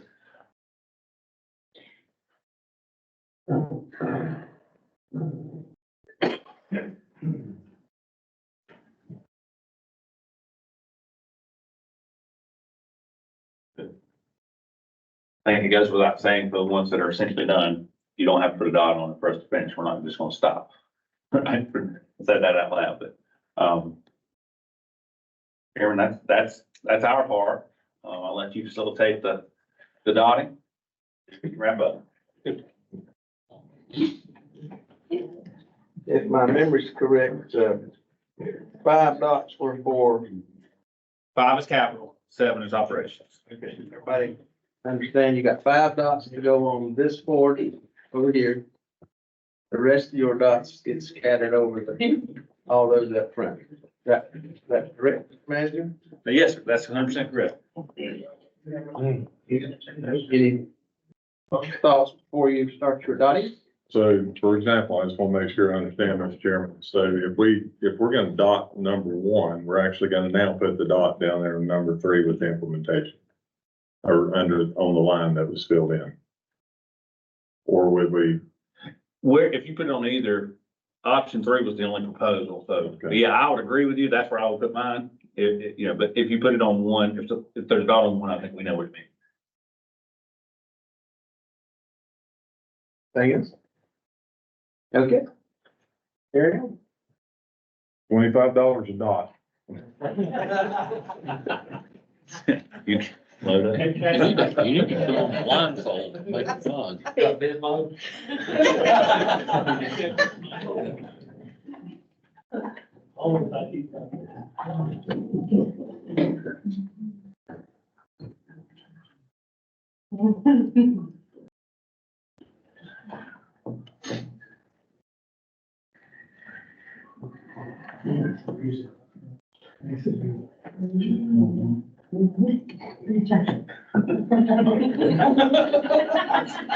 Oh, man.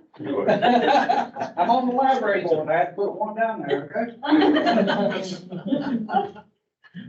These are already.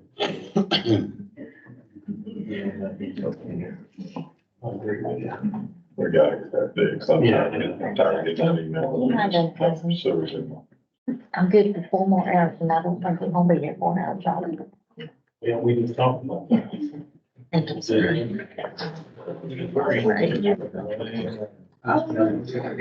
I left mine at home, so I had read about it. This is on. this is stuff. No.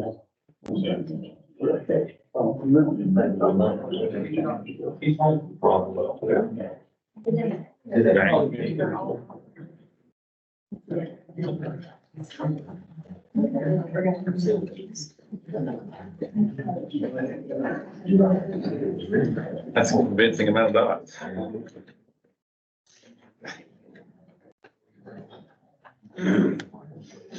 Fancy vegetables. I fancy bacon right now. We have good Velcro, I don't know where that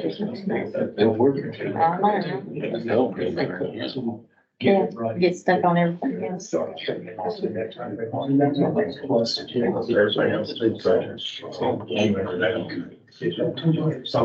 DSS.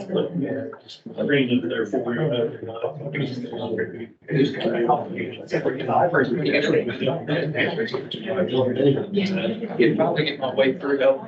That's what I thought. Where's gonna be my student? I'm asking about you. And it should set us so late now, we have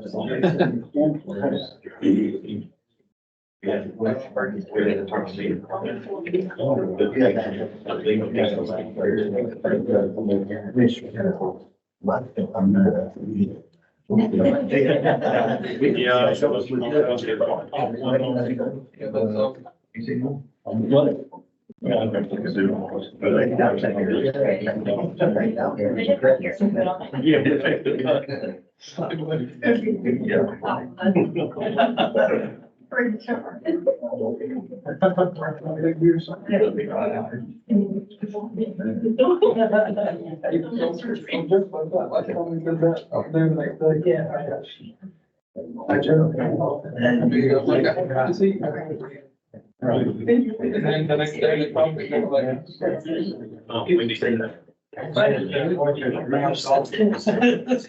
Anybody got any thoughts back there hidden? Get a coat. I got some card, yeah, that's right. Give us a box. 2 bonus dogs. Yeah, hey, Kay, I get 2 bonus dogs. Yeah, well, look straight down.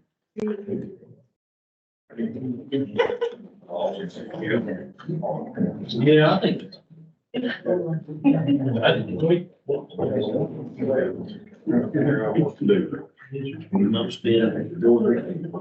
There you go.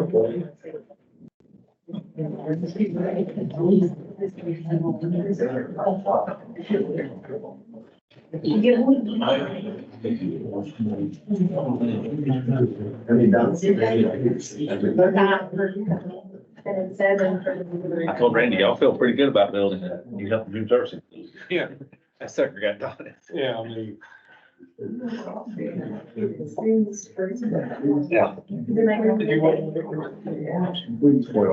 goes, it's not like this actual thing, if we don't, well, this forever, there, you know, Sometimes. there has to be synergy, there has to.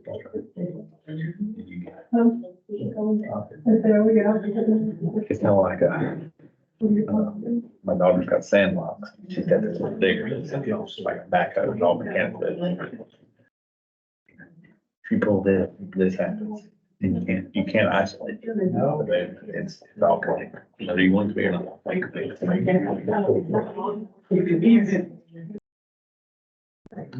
As far as implementing, if we set aside the money for that last year.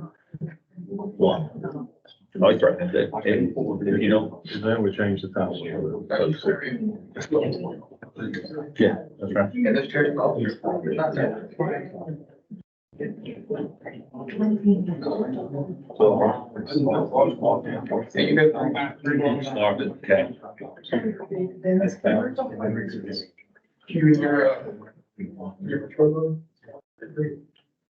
You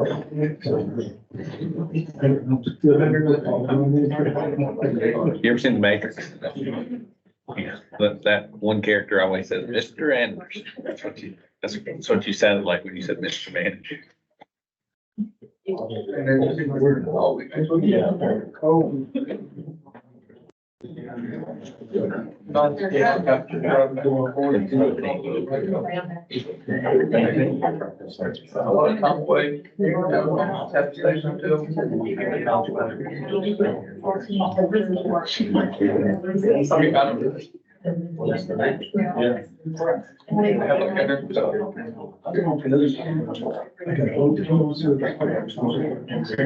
Thank you. Everybody stay together.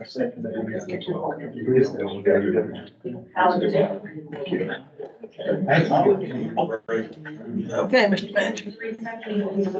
It's all for you, sir. I'm No, you're we're in a all good done? spot. Yes, sir. Yeah.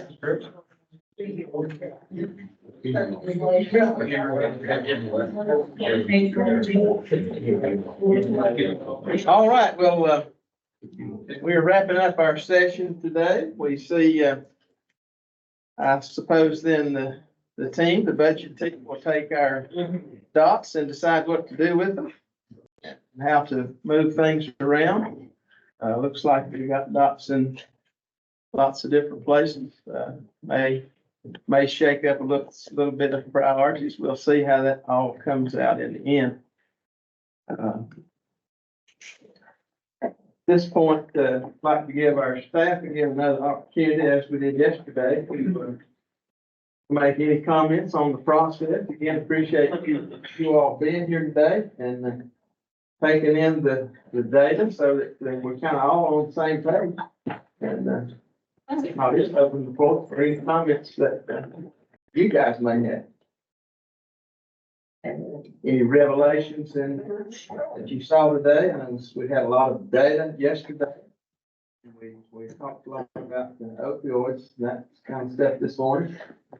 Maybe overnight you had a brainstorm, but you'd like to share, anybody?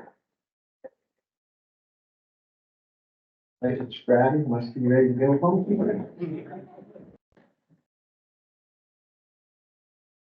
All right, well, I want to open the floor for the commissioners. I know it's been a disappointing week for a number of us in that respect, and Johnny and Scott have put a lot of work and effort in budgets over the last 10, 12 years or more, and I want to give them opportunity to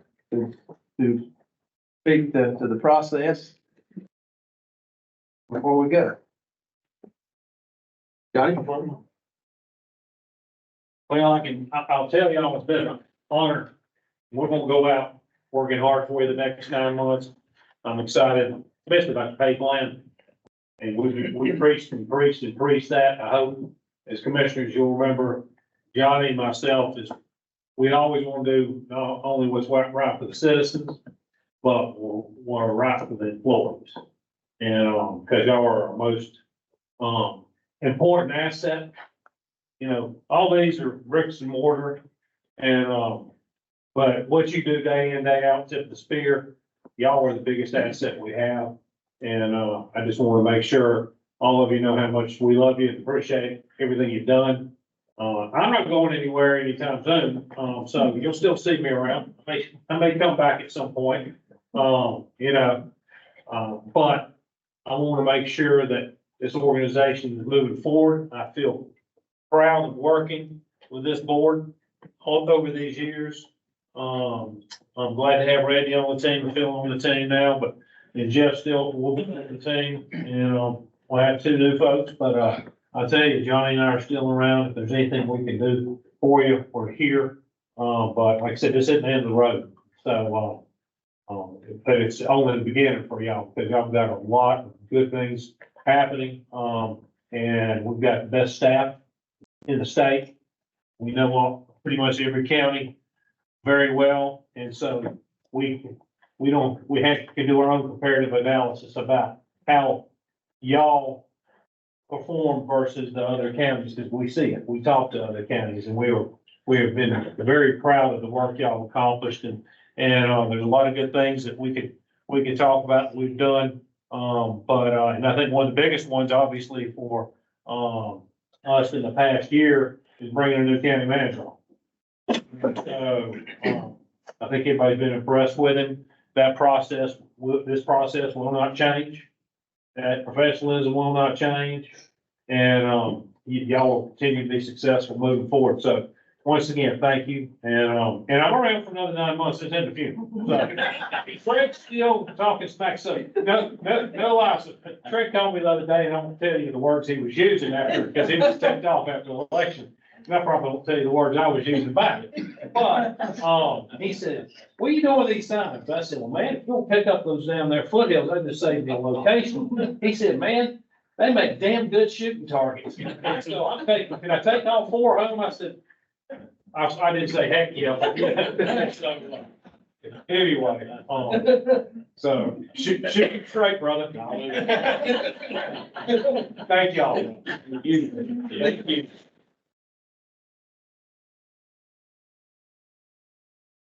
I don't even know where to begin. I've been on a long, long time. People have been good to me to reelect me 3 or 4 times.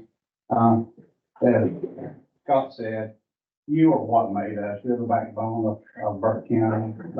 There's times we couldn't do for you. We're family up here. We know each other real well. We talk practically every day, you know. And it's hard, to leave. It's hard to know that some of the programs that I wanted may go down the drain because my opponent said they didn't want it. I think, I cried, me and Granny cried a little bit. I can reform when, they come through and say, we're sorry your son died, but we can't vote for a rehab center. They don't care, you know? And I'm gonna say that today. That's just the way I feel. Am I a little bitter? Yeah, I'm a little bitter. I can't get over that, you know? It's just the way it is. We've hired a lot of good people here. People that take care of my animals and find my dog 2 times, you know, when he got home. And brought him home to me, you know. And he's old, but he's still getting around pretty doggone good. That's the way I am. I'm old, but I'm still getting around pretty doggone. I hate that we're gonna lose all of our influence in Raleigh, you know, that. Being president of the association was a humbling experience when 99 other counties elected you to the position. And you got to do the work, you got to travel the United States. I got to travel and tell my story. And my son was a statistic up there, y'all know that, you know, he was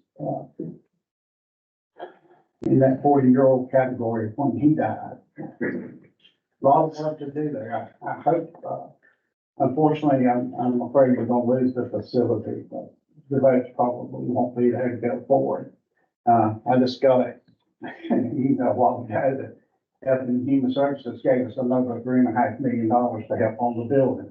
We may have to get that money back. That will be so sad. As it was presented to you today, there's still a lot of people out there that don't care if people die. I'm afraid if you have children and you were standing in front of the casket where you would care a little bit more. It'd be friends, everybody you hear has been affected by substance use. I always ask everybody when I make a presentation, raise your hand. Everybody raises their hand because somebody knows somebody or a family member. So that will be tough. But we still have until November. We can get some things done until November. In August, I won't be the president of the association anymore. They're trying to decide what we're gonna do about past president, you know, because I won't be around to even be past president. So we got to work all of that out. But I just hate we lose that voice. I was able to get it endorsed in Raleigh that we were never able to get in before. And to go to Washington, D.C. and speak to the National Association of Counties and tell our story here in North Carolina. Here's the thing that y'all don't know. Dr. Katie Bordeaux, she put Burke County on the map. She's #1 with all the projects we're doing. That put North Carolina #1 on the maps. When we were in negotiations on the 555 committee, when I was honored to be part of that, we didn't start out 85% for the counties. It started out 85% for the state and 15% for the counties. I can tell you, Jordan Carswell did a tap dance on the desk in front of our Attorney General and some of those others. Steve Mange was in tears by the time I finished. Where he should have been, him and several others, you know, we got that changed, 85% comes to the counties, almost 90% comes to the counties now, to use that money as much as we can. Our good friend Banks, who went to Durham last week, I telephoned him. But, we should have had more sheriffs there, but our sheriff went out. He represented the swell up every month. But he did. Gotta say that the association now, it's not great saying, but we do good stuff, but we do good stuff here in Burke County too. And I'm proud of everything I've done. I'm able to sleep at night. I told a lot of people, when you get through cussing me, be sure you tell everybody all the good things I did for you. Because I worked hard at it. He worked hard at it. It's not a 8 hour a day or a 1 day a week thing. It's 24/7 that we represent you. Jeff will tell you that there's many times he called me late at night. I stay up to 1, 2 o'clock doing the reading. But these two had a job, Randy's got a job. They can't do it all, so somebody had to do it. I don't mind doing it, or didn't mind doing it. But Burke County is where it needs to be. We did one of the better things that we've ever done when we hired this county manager. I loved it. He's like a son. We talked to him and he listened, and on top of all that, he's smart. I've never seen anybody those numbers like, you know, he can throw a graph together in a heartbeat, you know. So, and I want to bring these two people up to this table right here. They've been fair with us. They've made the reports the way they should be. They reported the facts. And unfortunately, this time, some people let the facts not mean a whole lot to them, you know. But we can prove everything that we did and what we've done and what the future held for all of us. So, I will survive, my family will survive. And I don't plan on leaving, obviously, we don't plan on leaving Burke County. I guess I'll leave when the Lord takes me. That's about the only way. So when you walk by my casket, just look at it, oh boy, that's pretty good boy. So, thank you for everything that you do. You're good people. You always have been good people. There were times when we couldn't do what we wanted to do for you, because we didn't have those votes. One thing we learned by coming on this commission and range one real quick, we got to count to 3. That's 3 of us to do a whole lot of anything. So hopefully, I'm going to pray that the new board will maybe see things a little bit differently than what they said during the campaign. Because I'm going to continue to worry about each and every one of you. But you did well, and you're still doing well, and we're going to keep Burke County at #1. But don't worry about me. I'm okay. I'm okay. We'll be okay. But I love all y'all. And like I said, on this board, we love each other. We're family. But thank you for everything you've done. And we'll see what door God opens for me, because he always does. Right, Banks? He always does. Well, thank you very much. Thank you.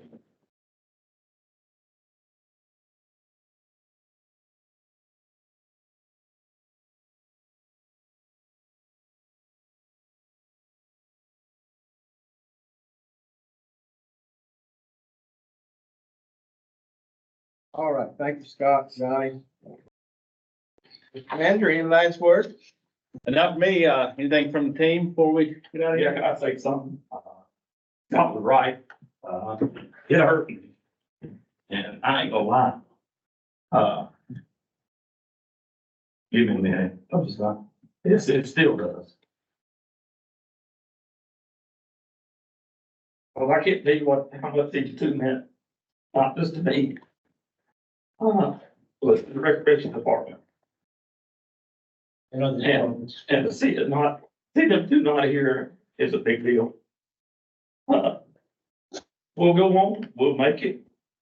But I want to tell them I appreciate everything they've done for me and my department and for the people of Burke County.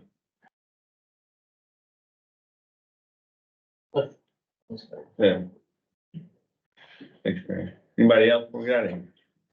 Brian, I think what he said, just echoes across all of them. I don't know anybody in this county that don't have a most respect for John Scott and Jeff and all of them. I mean, it's an honor and a privilege for us to work here, and we appreciate everything you've got to do for that. Means a lot. I appreciate all of you being here. Donnie and Scott both said we're a family several times.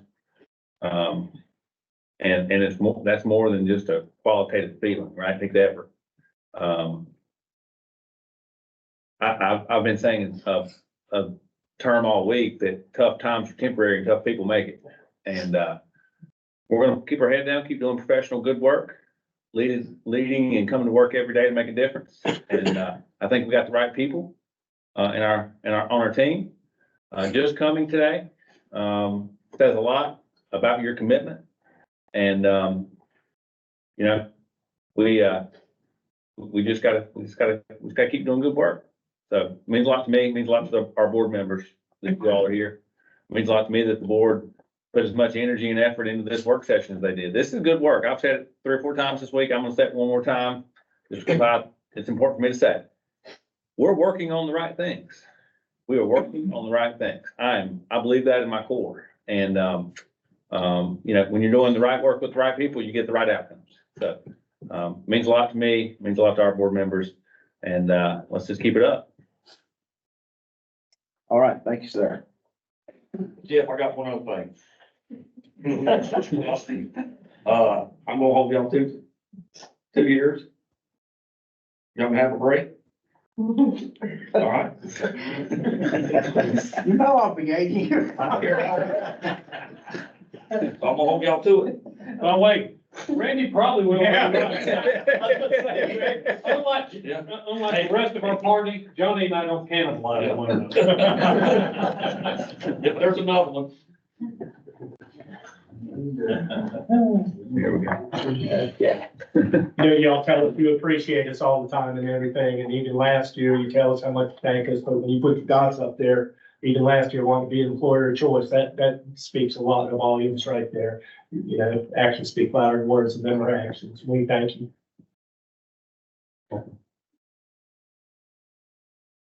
All right. Thank you all very much. Any words from this side of the room? Didn't mean to leave y'all out. Everybody okay? All right. I'll entertain a motion to adjourn. So move. All in favor, say aye. Aye. Opposed, no. That's all up to Madam Clerk. Yeah.